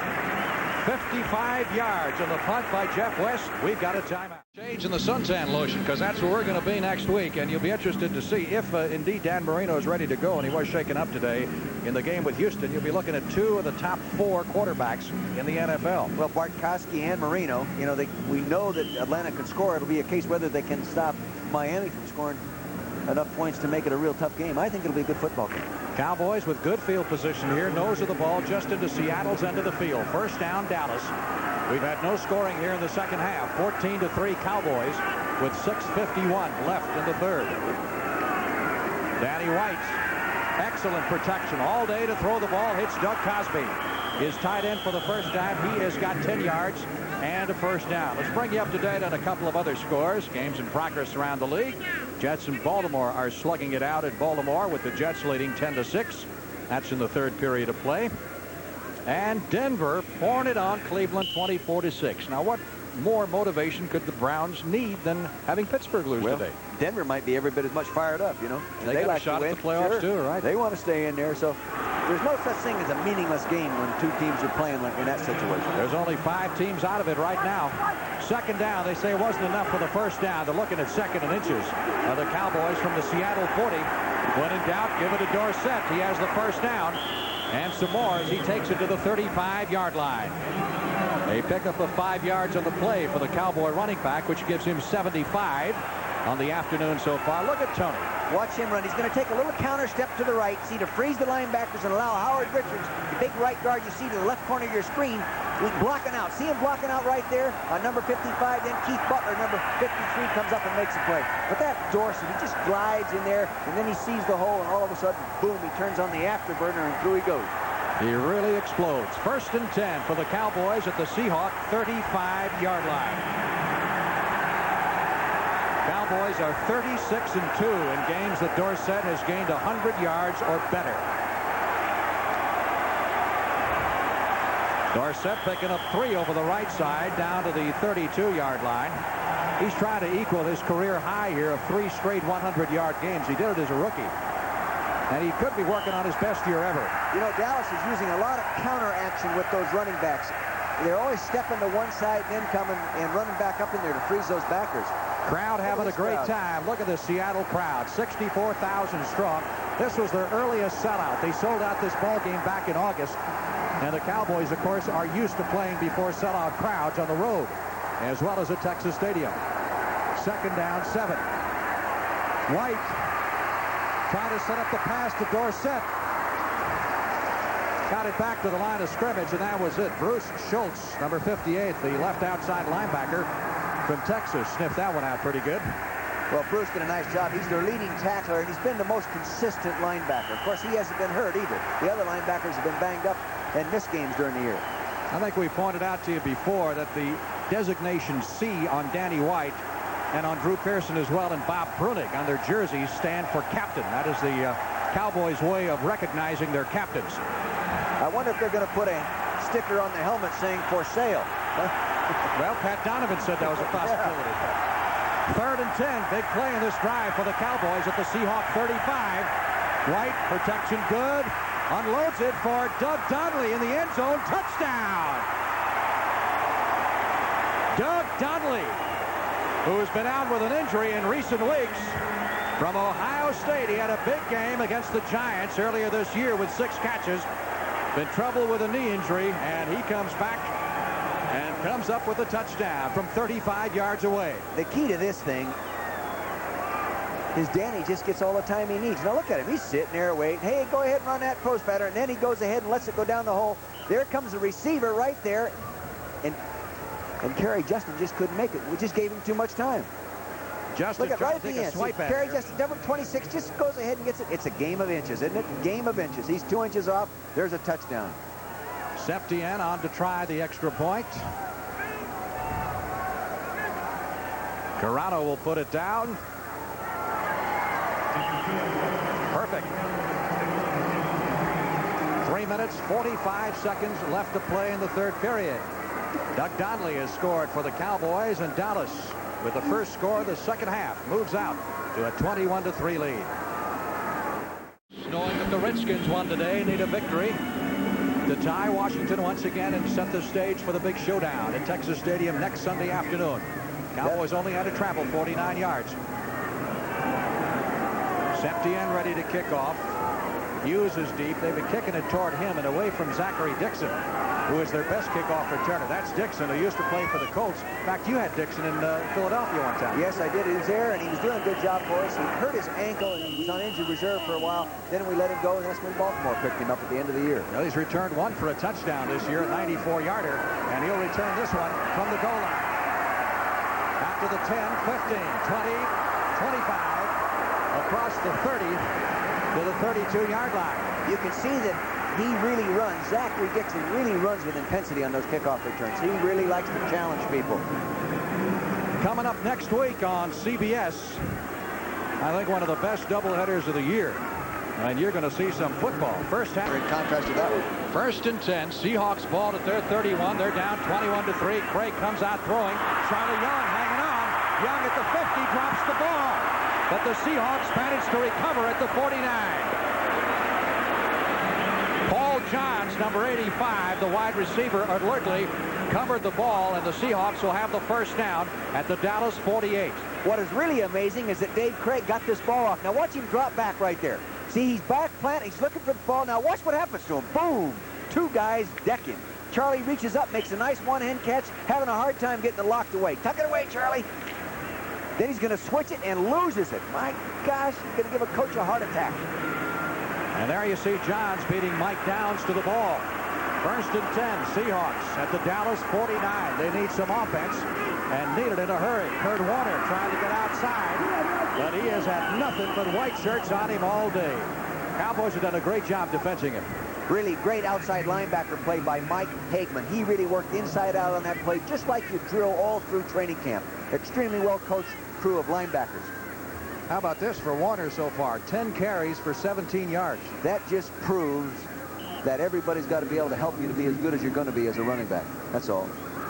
You're not a one-man team. No, sir, especially against the Dallas defense. Loss of 2 on the play. It'll be 2nd and 12 for the Seahawks at the 50. Craig sending large and wide to the left side. He's got Paul Johns split to the right. Both Tulsa University products. Cullen Bryant and Warner in the backfield. Craig to throw. Dickerson almost got there, going long. Incomplete at the 15-yard line. Largent thought he had it for a moment. Dennis Thurman did a pretty good job staying with him. And the pass was pretty well there. Not the only place Craig could throw it. Now you can see they're up playing real tight. Now Largent sort of lulls him right there. Now watch him take off and go on him. And he has the ball, and I think actually the AstroTurf knocked it out. See right there? He couldn't get it tucked away. That's right. He just couldn't get it tucked away firmly enough to prevent the collision with the AstroTurf from knocking it out, Frank. Well, the ground can't cause a fumble, but it can cause an incompletion. That's right. Dennis Thurman did a good job on that, too. He was right on him. He'd better. He's got a lot of mouths to feed right now, doesn't he? One extra as of yesterday. 3rd down at 12 for the Seahawks. Craig 12 out of 19 on the afternoon for 170. Here comes the rush. Had a hurry at a little bit, intended for Paul Johns, incomplete, and the Seahawks will have to punt. Once again, here's Brent in New York. Frank, San Francisco now is just lining up and trying to run the ball on the Buccaneers. They get Tyler going in motion, ring in behind him 3 yards out, and so now the 49ers get a little more daylight, 28-14. Back to Frank and Dick. Well, Bill Walsh got to be a happy man the way things are going right now for the 49ers, and especially with L.A. losing. Here's Weston to do the punting. 2 minutes, 29 seconds left in the 3rd period as Ron Fellows awaits the boot.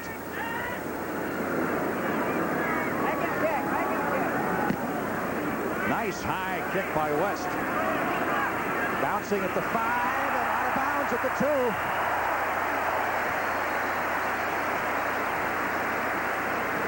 2. Just what he wanted to do.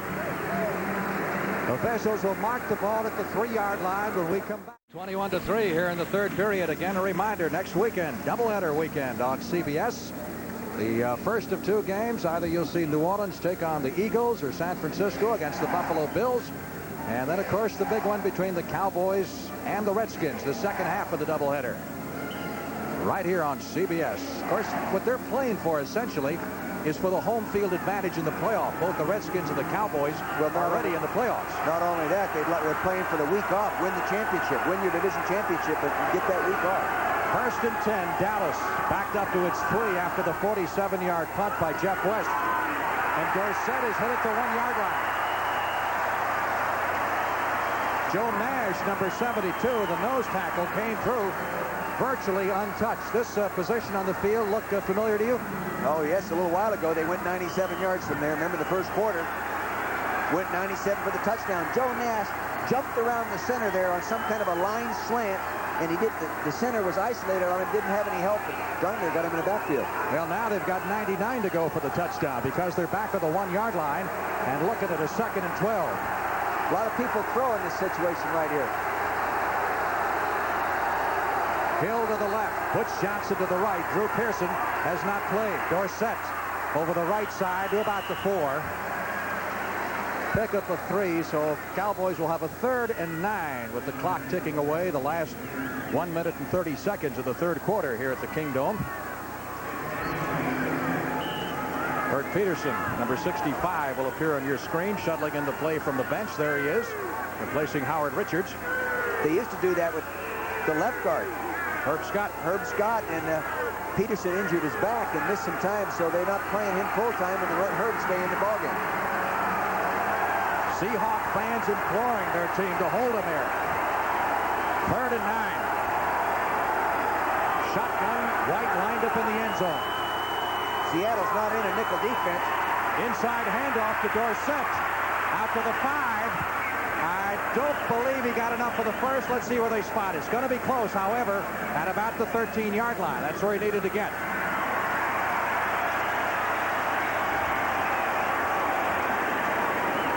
Inside handoff from the shotgun. This is just a basic sweep. Now watch both guards. See both guards. One's going to kick out. One's going to seal back off inside. See Scott coming around now. He's going to seal. He should seal inside. You can see Peterson, 65, kicking outside. Very well executed play, but they had too many yards to go. 4th down and a yard. And Danny White standing 2 yards deep in the end zone. The Seahawks have 10 men up at the line of scrimmage, leaving back only Paul Johns to field the punt. Let's see if they come after it. Johns will field this one at his own 48. Rod Hill missed him. Billy Bates got him. Bates, number 40, making the stop at the 48-yard line of Dallas. And Bates, of course, has been a dynamite special teams performer all year. Now, he's been a guy that's got a lot of recognition. In fact, when I talked to him the other day, he said when he went back home last week, all the fans said to him, how much are you paying Madden and Vermeil to do your publicity? Well, I think both of us as coaches respect that kind of intensity and continual performance. I'd like to see a guy like that put in the Pro Bowl. Why not put a player in each division in the Pro Bowl because he's an outstanding special teams player? Other than a kick returner or a That's kicker. right. It'd be really fair and equitable. I think it'd be a good, Bates would be a good nominee. He'd have my vote. 1st and 10 from the 48 of Dallas. Warner cutting inside. 45 back outside and falls forward to the 44-yard line. And, of course, speaking of special team guys, next week Dick and I are going to be in Miami on Saturday afternoon for the game between the Falcons and the Dolphins. We saw Miami earlier this year, and they got one of the better special team players in Robert Soule. Yeah, he's a fine defensive safety, but like Shula said, I've never seen a guy make as many big plays in special teams as that guy does. He would be one that would earn the right to go to the Pro Bowl in that division. Why shouldn't he? Well, it's probably a case of money. You know, they could probably just cut back on the number of cocktail parties they have in the NFL. Well, one more player in each conference wouldn't hurt, I would think. That's the end of the 3rd period of play here in Seattle with the score 21-3 Cowboys. As we get the final period underway, Seahawks have the football. They have a 2nd down and 7 upcoming with the ball at the Dallas Cowboys 44. And if they're going to get back in this game, they've got to start doing it fast. Cowboys showing the blitz. Here comes Mike Downs, the safety blitz. Craig tried to dump it off to Paul Johns, and we get a flag thrown on Everson Walls for pass interference at the 35-yard line. Worry didn't look like he interfered with him then. It looked like good defense. Well, Everson shaking his head saying didn't do it. I agree with him. Let's see if we get a shot of that again. Maybe we can clarify it. A pickup of just about 10 yards and a 1st down on the play at the Dallas 35.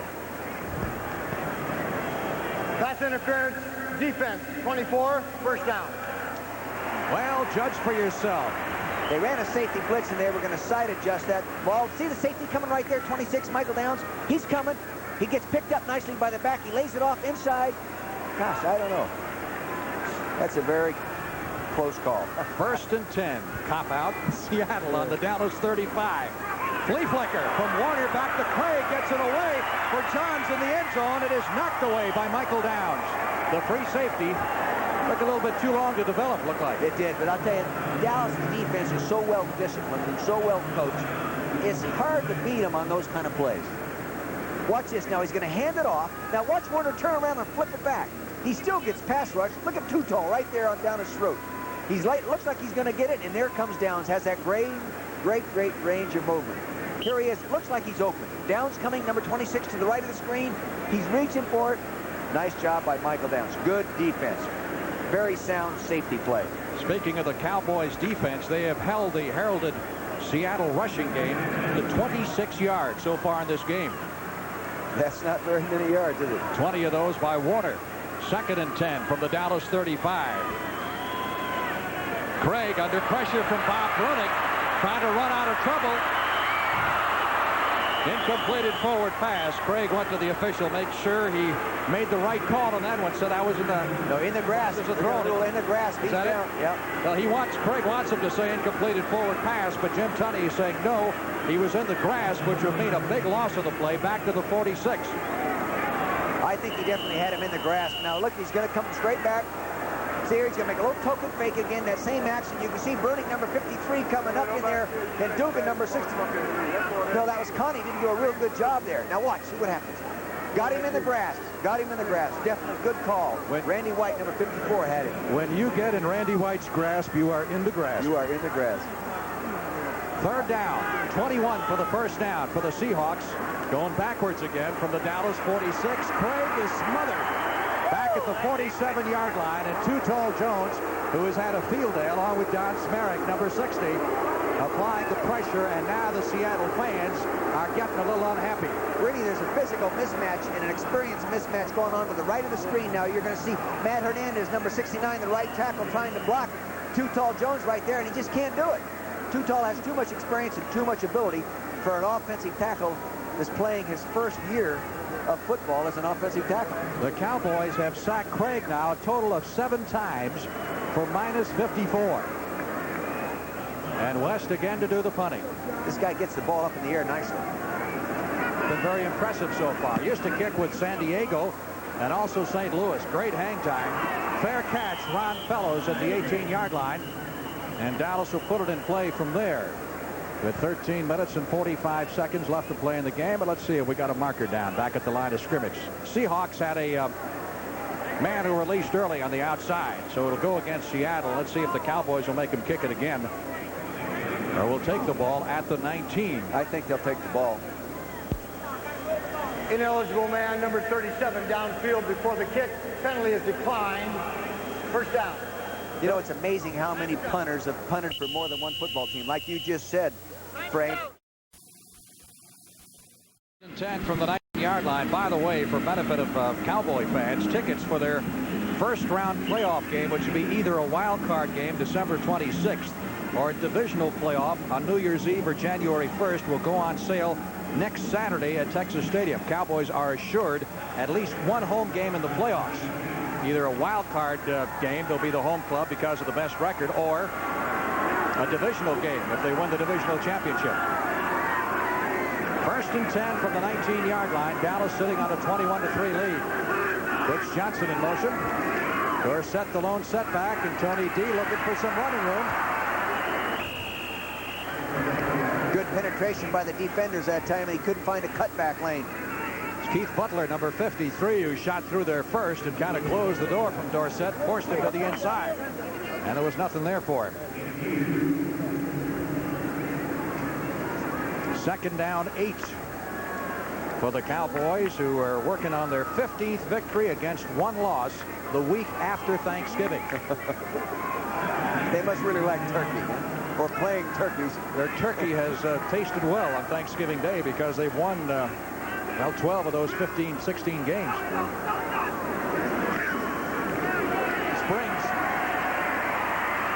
And he is closed down at the line of scrimmage. Real good defense right there. Real good pursuit, good penetration. Really got after him. Michael Jackson, number 55, on the stop that time, and the Cowboys looking at a 3rd and 10. There's Harvey Martin on the left, and Too Tall, real bookends there. They've been around for a long time, those guys have. And Randy White kneeling down in front of him. And there's Papa Thurman, number 32. 3rd down and 10 for the Cowboys at their 19-yard line. Dorsett's all-time club record for 100-yard rushing days, 4 in a row. He had 4 once upon a time. He's had 3 several times. And, of course, he's working on number 3 today if he gets to it. He's got 89 yards at this point in 22 carries. Blitz this time by Seattle. Donnelly, the receiver, they say he was out of bounds. And the Cowboys are really hot about this one. That's Al Levan, one of their assistant coaches. And Donnelly didn't appreciate the call either. He thought he had it in bounds. Again, you get a chance to make the call on this one. Let's see. He has nice time back there. They pick up the linebacker dog, and the Nash coming around there, number 72, and he throws it right on money. 1, 2, 3. My gosh. Easy. Oh, my gosh. Easy. Even the crowd looking at the instant replay is groaning about that call. They've got one of these huge scoreboards here where you can see the instant replay, and the crowd reacted. There's that scoreboard. And collectively said to themselves, well, we got a break there, because that wasn't even close. It shows they do make mistakes. White to do the punting. Paul Johns makes the catch at the 50-yard line after signaling for the fair catch. And the Seahawks will take over at that point. Of course, in Washington had lost to them, you know, in the league opener in Monday night game. Well, that would be the first thing, actually. Yeah. Then they'd have beaten them head-to-head twice, so you wouldn't even have to go to the division. 1st and 10, Seahawks from their 49. Craig airing it out for Largent. Intercepted by Dennis Thurman at the 5-yard line. Thurman is back to the 20, 25, upfield to the 35, to the 40. And Papa Thurman comes up with an INT. And the Cowboys have a 1st down as Craig pretty well threw that one up for grabs. You can see him coming off the line of scrimmage right now. He's going to push him hard, push on him. Now he's going to give him a little wrinkle and head for the post. Thurman was running real well with him, does a nice job. Underthrows slightly to the outside. There he makes the great play. Now he gets up. He's the running back. This guy's a gifted athlete. You know. Look at him go. He's having fun. He's a punt returner.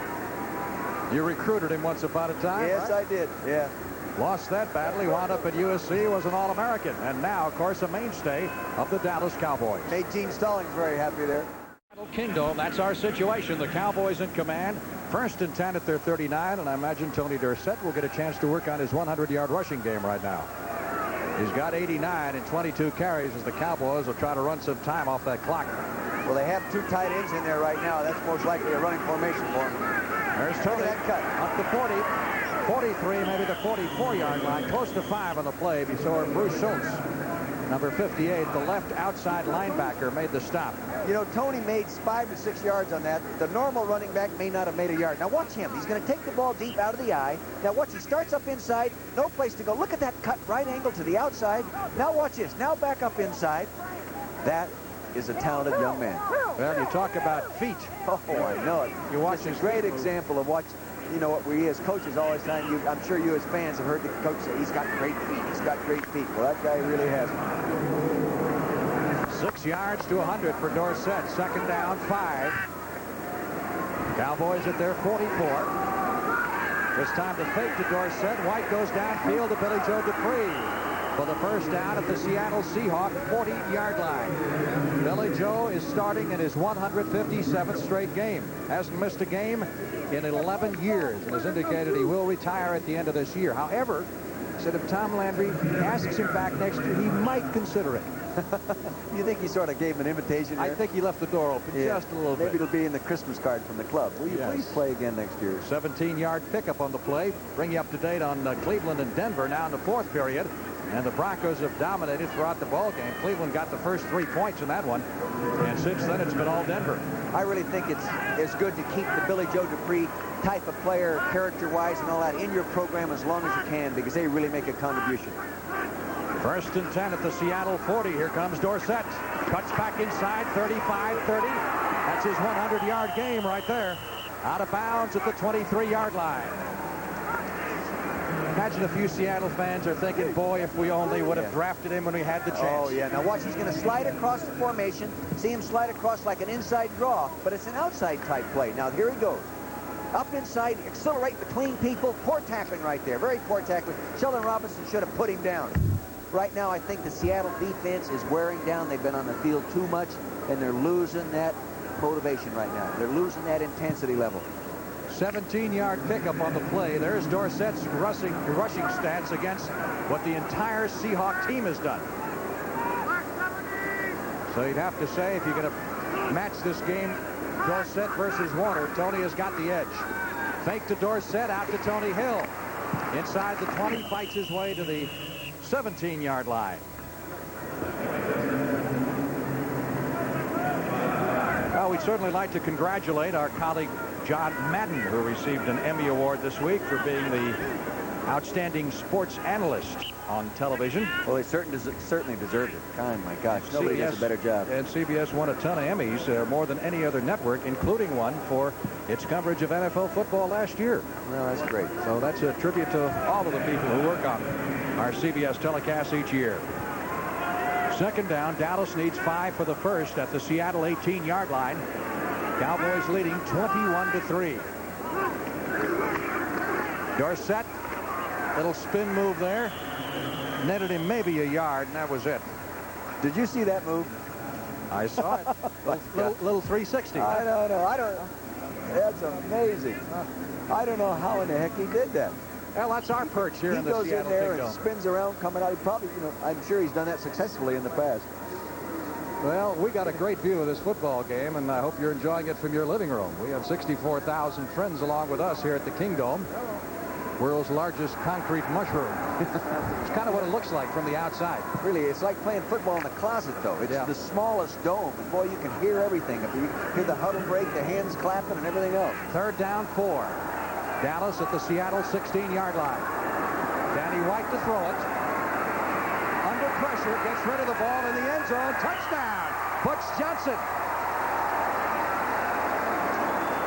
White was decked after he threw it, but drilled a bullet to Butch Johnson. That's his second touchdown catch in as many games. And the Cowboys have put this one away, I do believe. 16 yards on the score. Again, it's just a case of giving Danny White too much time to throw. That guys can't cover people that long, Frank. He's sitting back there and makes a nice little avoid move right there. Now he gets decked late, but heck, the ball's already off his hand, and it's a beautiful throw to Butch Johnson. I bet you Butch is really excited because he really hasn't been given the opportunity to play regularly, and he really deserves the opportunity. Well, he's had 2 excellent games, caught 6 against the Cardinals. Now he has caught 4 for 46 yards, including that 16-yard reception. Rafael Septien hammers home the extra point, and a few of the fans start for the exits. With 8 minutes and 19 seconds left in this game, the Cowboys leading 28-3. Redskins, and you'll be able to see it on most of these CBS stations. There's the book on the Cowboys scoring drive, and Danny White has compiled some impressive figures. He has had 6 outstanding games in a row. He is 19 out of 25 for 233 yards through that early interception, and he's been just about perfect. Septien kicking off. Dixon is deep with Hughes. David Hughes out to the 5, 10, 15, and hit at the 17-yard line. Pretty good hit there. Yeah, Mr. Newhouse. I really respect those kind of guys that have been in the league that many, as many years as he has. Number 44, I'm talking about, Newhouse. We did get a marker. Get the great hit like that. We got a marker down on the play. There's Robert Newhouse. Robert Newhouse. Cowboys been around a long time. There's another guy who may not come back next year. That's right. Last time. Offside in the kickoff, number 25. 5 yards, we will re-kick. Last time the Cowboys played the Seahawks here in Seattle, he was the leading rusher. Really? In that game back in 1976, had about 120 on the ground. That's Newhouse, right, I read that. Yes, he is the oldest player on the Cowboy roster at the age of 33, and he is Dallas's number 4 all-time rusher. And the thing is, he's been awarded 2 special teams game balls this year for outstanding performance. You've really got to give a guy credit for that, because a lot of veterans think it's an insult after they've been in the league as long as he has to cover punts and kickoffs, and that just shows what an outstanding person he must be. So there's another candidate for a special teams guy for the Pro Bowl. That's right. Guy's played a regular all his life, and now he's doing a great job on special teams.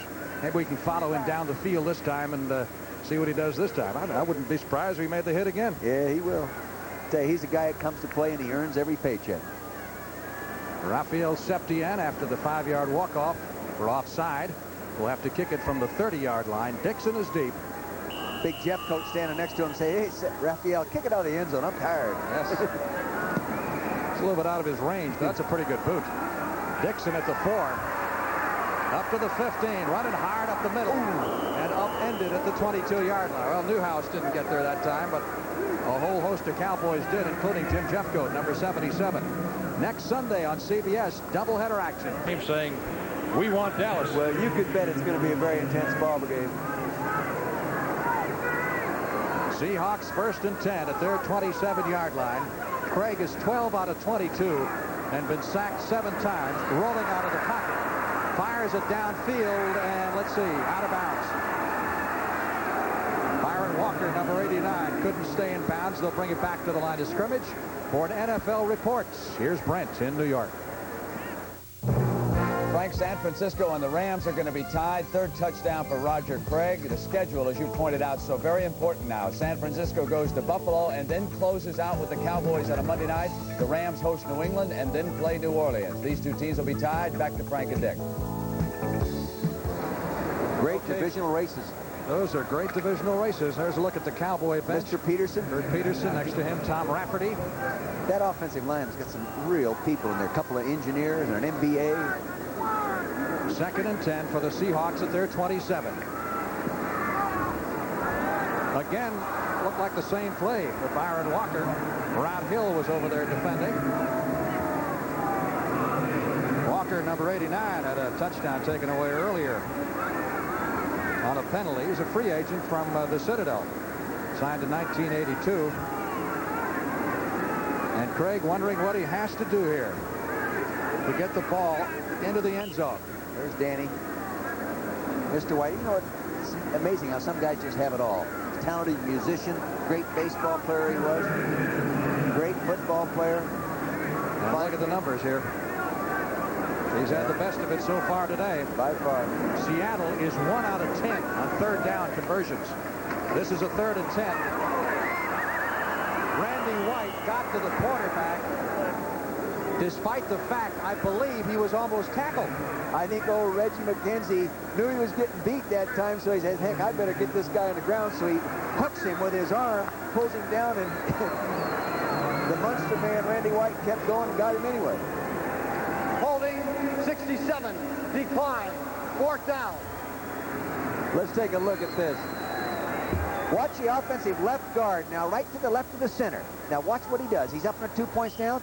He jams him right there. See, there's a stunt being run. He's got him. Now watch him reach there. Pulled him down from the top. Actually, it didn't look as bad as I thought it did. And he got the sack And anyway. he got the sack anyway. 4th down. Weston to do the punting, standing back on his 2.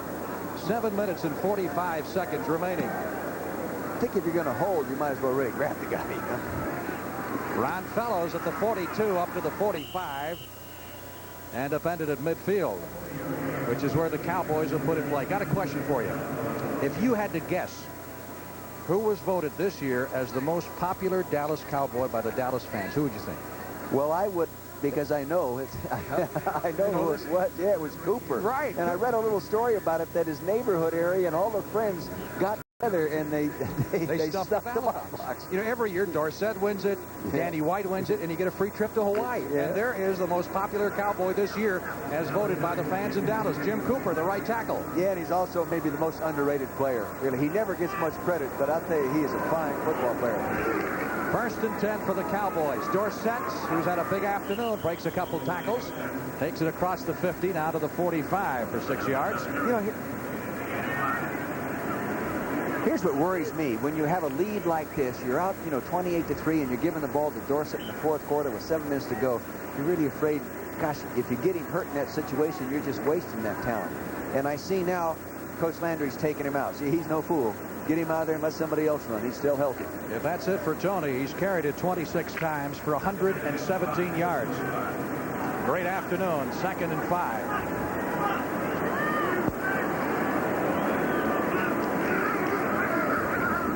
Ron Springs. Not much running room there. Takes it down to the 44-yard line. You know, something that Chuck Knox and Tom Landry have in common? What's that? They both do singing commercials. Knox Really? has a television commercial running here in Seattle in which he sings. I can't and believe that. Landry does a radio commercial with John Madden in which he sings a line to I'll Never Smile Again. Really? Not very well.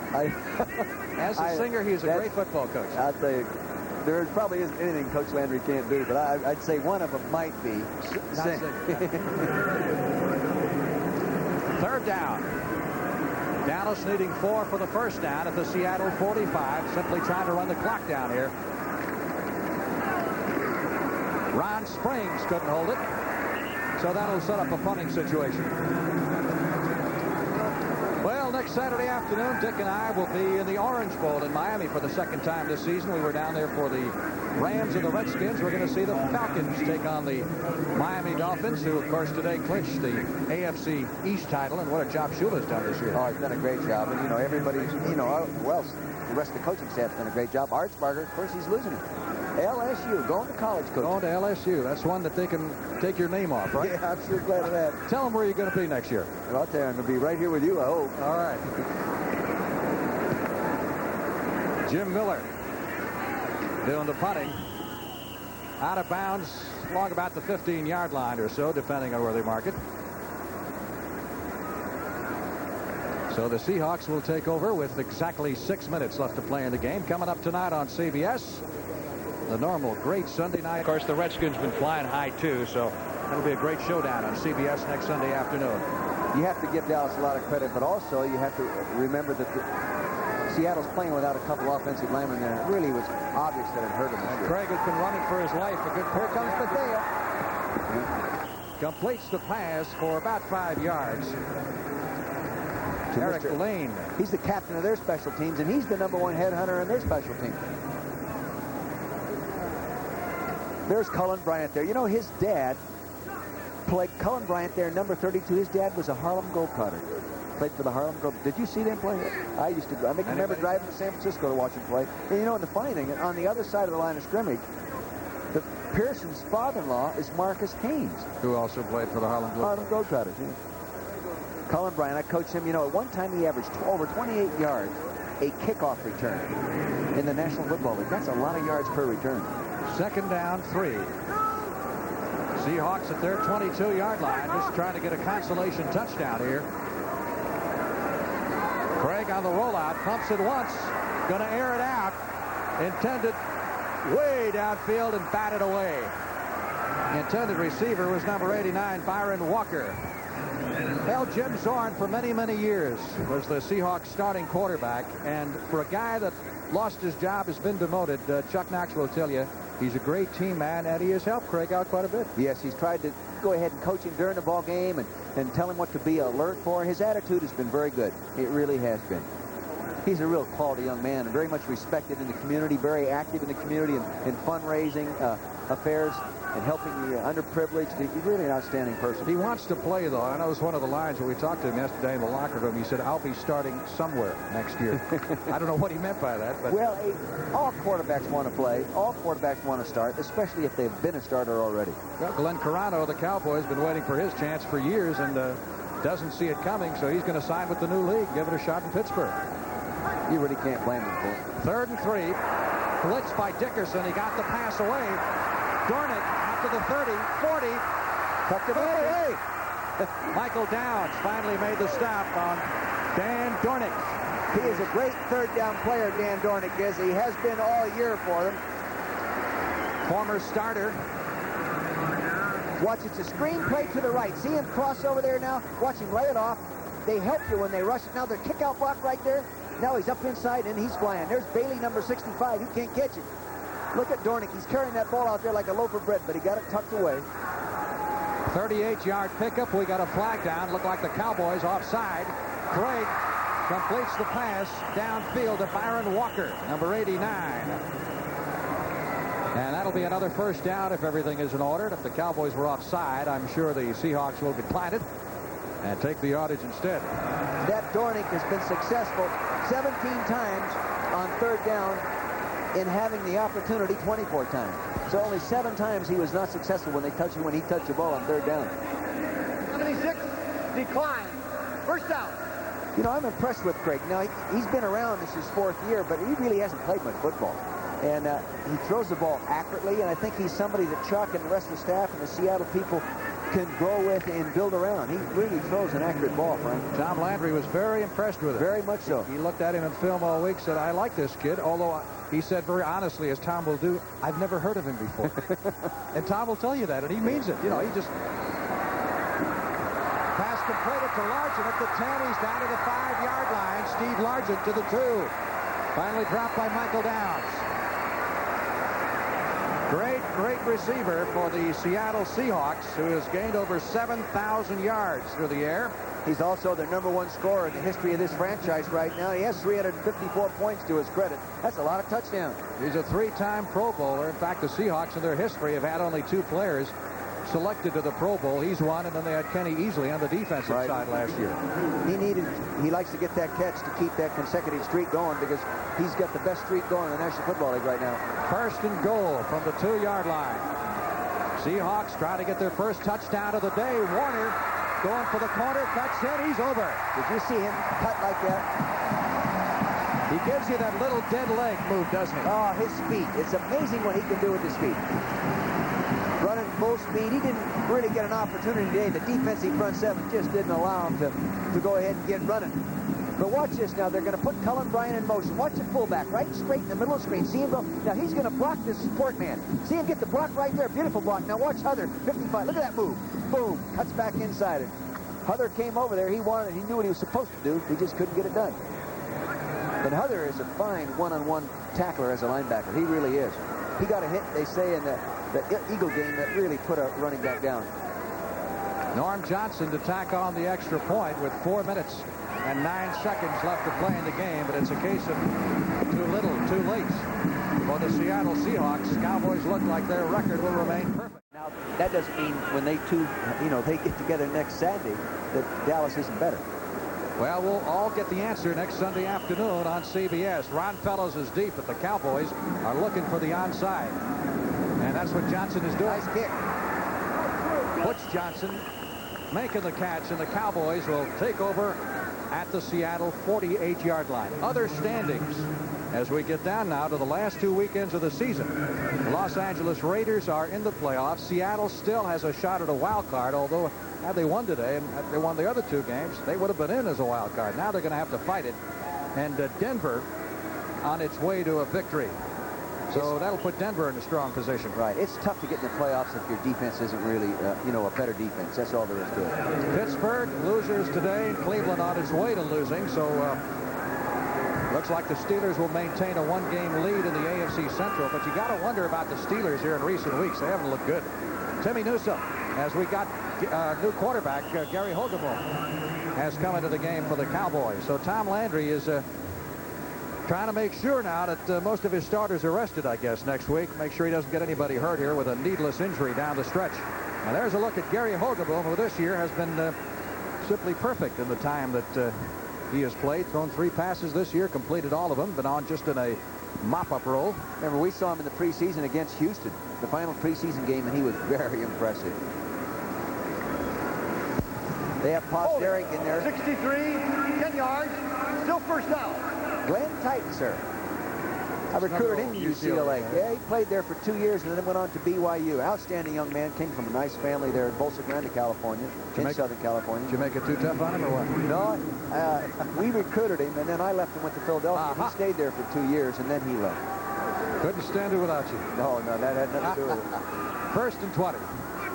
Cowboys at their 42. Hogaboom, still perfect on the year. Completes that pass to Tony Hill.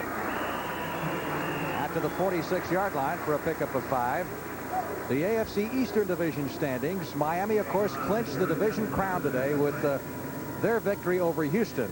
I mean, the best Buffalo could do would be time, and Miami's got the edge in the tiebreaker. Right. So they've got the AFC East clinch, and we'll see the Dolphins at home in the Orange Bowl against the Atlanta Falcons, who can create some havoc, as we saw last week in that game against the Packers. I know it. They, had no business winning a football game, but they could put points on the board, and they put them on there when they had to and win the football game. There's a couple guys, Cosby there from the University of Santa Clara, and Danny White. They're talking about having a hot dog on the way home. Or talking about the Redskins next week. We're going to do this to them and going to do that to them. Ron Springs taking the inside handoff from Hogaboom. And Gary Hogeboom kind of shakes his head and looks over at Landry and says, that didn't work. How about another one, Tom? You think she really cares who wins the game between the Redskins and the Cowboys? No, but I bet she cared about who won this one. Yeah, I bet she did too. 2 minutes, 50 seconds and counting. Cowboys with a commanding lead of 28-10 at this point, and they have dominated from the outset. Reminder that 60 minutes coming up right after the conclusion of the football game, except for those of you on the West Coast who will see it at its regularly scheduled time. And the way this game is going, it should be over quickly. Blitz on this time. Hogeboom gets the pass away. Butch Johnson with the catch at the 35, takes it down to the 31. The way he's playing, Drew Pearson better get well in a big hurry. This guy is really reports. good. Here's Brent in New York. Last play for the Baltimore Colts against the Jets, Frank. They've got a chance to win it. Hago pulls out. He's got Henry working the back of the end zone. The scrimmage line was at 23. He steps beyond it. Illegal forward pass. The Jets hold on to down the Baltimore Colts 10-6. Back to Frank and Dick. Well, it's got to make it a little sick. Lose one that way, but that's the way it goes. Just think how the Jets feel. You know, starting the year really thinking they're going to be the playoff team and just totally collapse. That's disappointing. I know for all the Jet fans. 2-minute warning going to both benches. We'll be back in 1 minute. At the outset, great motivator, but when you're outmanned in talent. Well, to win, each guy, you know, in a game like this, let's let this play go on. Here's Hogeboom, gets the pass away to Newsom. Great throw. Down to the 15-yard line, and that's a first down, and Hogeboom is 3 out of 3. And what a great throw. Threw it off the wrong foot under pressure, and it was right there. He has that great touch. But Chuck is a great motivator, and I'll always stand behind that statement, and a super football coach. One of the leading winning percentage coaches in football right now, and in the history of the National Football League. You always told me he's a man of few words. Huh? Yeah, there's no way to misunderstand what he says to you. And I'm sure he's upset, but they turned the ball over early. They just didn't play well, and we've all coached games, including Coach Landry has, and I have, where our team didn't play as well as they're supposed to. First and 10 from the 15-yard line of Seattle. Newsom at the 10, at the 5. Newsom is over. Touchdown.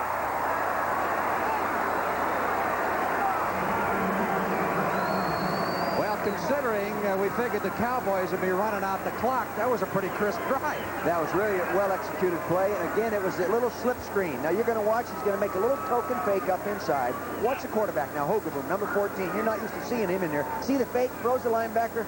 Now he gets it out there in front of the lineman blocking. Now Peterson gets a nice block right there. Does a nice job. Newsom just breaks his way into the end zone there. Nice job, well-executed offensive play. Hogeboom was 4 out of 4 for 60 yards in that drive. Yeah. And Septien is on to try the extra point. That makes him 7 for 7 for the year. Pretty good batting average. Cowboys been averaging 32 points a game this year, so they have eclipsed that average once again. And that one makes it 35. So Dallas leading the Seattle Seahawks 35-10. Touchdown pass from Gary Hogeboom to back up Timmy Newsom. Now you can see, again, from a different angle. See the lineman coming out here? Look at that. Chris Schultz, number 66, eyeballing the defender. He gets a nice buck on Schultz. He's up inside there. Now you can see just good running. And this guy's no slouch. He's always been successful when he's played. He's a good runner. But, you know, today, you're taking the Dallas's offense, which was ranked 2nd in the NFL, and they're competing against Seattle defense, which was the 24th. Different players catch passes today. 8 different receivers. Hill, Newsom, Johnson, Cosby, Dorsett, Springs, Donnelly, Dupree. Guess the only guy who hasn't get in on the act is Pearson. He hasn't been in the game. He'll probably be ready next week. I imagine they're resting him up for the Redskins. But again, Butch Johnson did a great job. Johnson caught 5. He and Dorsett both caught 5 passes to lead the Cowboys. Hill with 4 receptions. Springs at 4 and broke the club record. What a great day. That's long run, a lot shorter. David Hughes fields this one at the 12, 15, near sideline, 20, 25, across the 30, and takes it out near the 40-yard line. 1 minute, 4 seconds left to play. The executive producer of the NFL on CBS, Terry O'Neill. Our senior producer, Charles H. Milton III, old Red Eye. And our producer here in Seattle, Robert D. Stenner. Providing the entertainment for the weekend. Our director, Joe Assetti. Associate producer, Bill Brown. Bill Wilson, Lance Sparrow, the rest of the people helped put our telecast together here this afternoon. Great pictures from the Seattle Kingdome as the Dallas Cowboys record goes to 12-2, which, by the way, is the most games that the Cowboys have ever won in a single year. They've never won more than 12. They've got 2 to go. Craig unloading. Michael Downs stepping in front of the intended receiver, Byron Walker. Downs is back to the 35 to the 40-yard line, and Dallas will take over at the 41 with 49 seconds to go. Michael Downs is having some fun. Great free safety play. He is a true center fielder now. Shotgun again. He's back there nicely. He's flushed right now. Dutton came inside and flushed him. He winds up. Lets her go. Now watch. Here, look at Michael Downs just playing center field right over there. He comes and dissects the ball. Now he's a running back. As a coach, when you see this happen, Frank, you're sitting there, get on the ground. We've won the ball game. I don't want you hurt. Get on the ground. He finally got on the ground, but second interception of the day by the Cowboys off Craig, the other by Thurman. Craig 16 out of 30 for 253 yards. That'll be his final figure, and the Cowboys just going to sit on it here. Flop on, they call it. If the Seahawks want to call time, they can. Often wondered, though, why a team would call timeout in this situation where it's hopeless. Stay tuned. Brett Musburger will be with you right after the conclusion of the ball game. With the one time I put a play in our offense that we line up just like this right before the half. Everyone looks like they're going to flop on. The quarterback comes back, puts a knee down, jumps up, and throws a pass to the wingback. Oh, nice. Yeah. Of course, it's not effective here. I remember a very nice gift you got from the Giants one day at a flop-on play. The miracle of the Meadowlands. Right? Yeah. Coach Landry, a winner. Chuck going in. I know Chuck's upset. Seahawks are 7-7 on the year. The Cowboys 12-2 and back home for the big showdown against the Washington Redskins next Sunday afternoon. Frank Lieber for Dick Vermeil saying so long from the Kingdome, where the final score is 35-10 Dallas. Stay tuned for Brett Musburger and the NFL wrap-up show right after this word. Well, a reminder that 60 Minutes is coming up next, except on the West Coast, where we'll be seen at its regularly scheduled time. How about a quick scoring wrap-up now to get you up to date with everything that has gone on? The Dallas Cowboys, of course, win easily 35-10, 12-2 now, and bring on the Washington Redskins. The Jets hold off the Baltimore Colts 10-6. The Jets with an outside chance still to get into the playoffs now.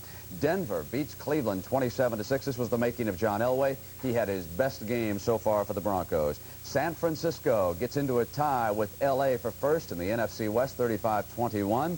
And the Washington Redskins, they push their record to 12-2, just like the Cowboys, 37-21. Buffalo beats back Kansas City, so the Bills still with a chance to get into the playoffs. Green Bay eliminates Chicago this afternoon. 31-28 was the final. The Packers still are harboring playoff hopes, of course. Miami wins the AFC East 24-17 over the Houston Oilers. New England shuts out New Orleans by 7 points in a snowstorm, but the Saints get help from Philadelphia. Cincinnati beats back Pittsburgh 23-10, and so the Steelers do not wrap up the AFC Central, but they are still a game ahead of the Cleveland Browns. Philadelphia upsets the Rams and drops the Rams into a tie with the 49ers for first in the NFC West. St. Louis beats the Giants. 10-6 was the final in that game. And I want to remind everybody that next Saturday here on CBS at 12 noon, the Division I AA semifinals. Many of you will see this game, Nevada-Reno, and the other one is Furman, West Carolina. We also have a Division II title game between Central State of Ohio against North Dakota State. Airtime is 12 noon. And then after that, it'll be the Atlanta Falcons against the Miami Dolphins, 3:30 Eastern Time on CBS. Coming up next now is 60 Minutes. I'm Brent Musburger. We certainly hope you've enjoyed the NFL Today on CBS.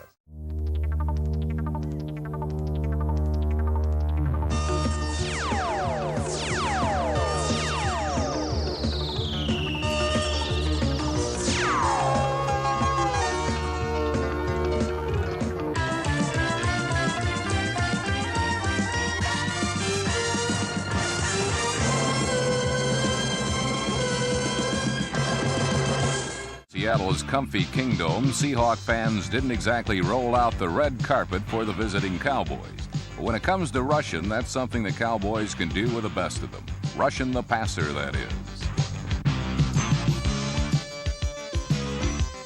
Quarterback Dave Craig was sacked 8 times by Doomsday, and Tony Dorsett rushed for a pair of first-half touchdowns en route to his 3rd straight 100-yard performance.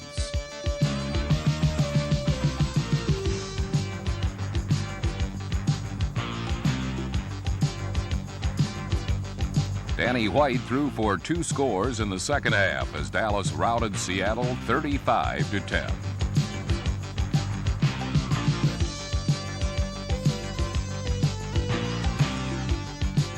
For Dallas, the Seahawk game was merely a tune-up for the big one, a date with Destiny and the Redskins in Irving on Sunday, as Gary Hogaboom hooked up with Timmy Newsome for Dallas's final score.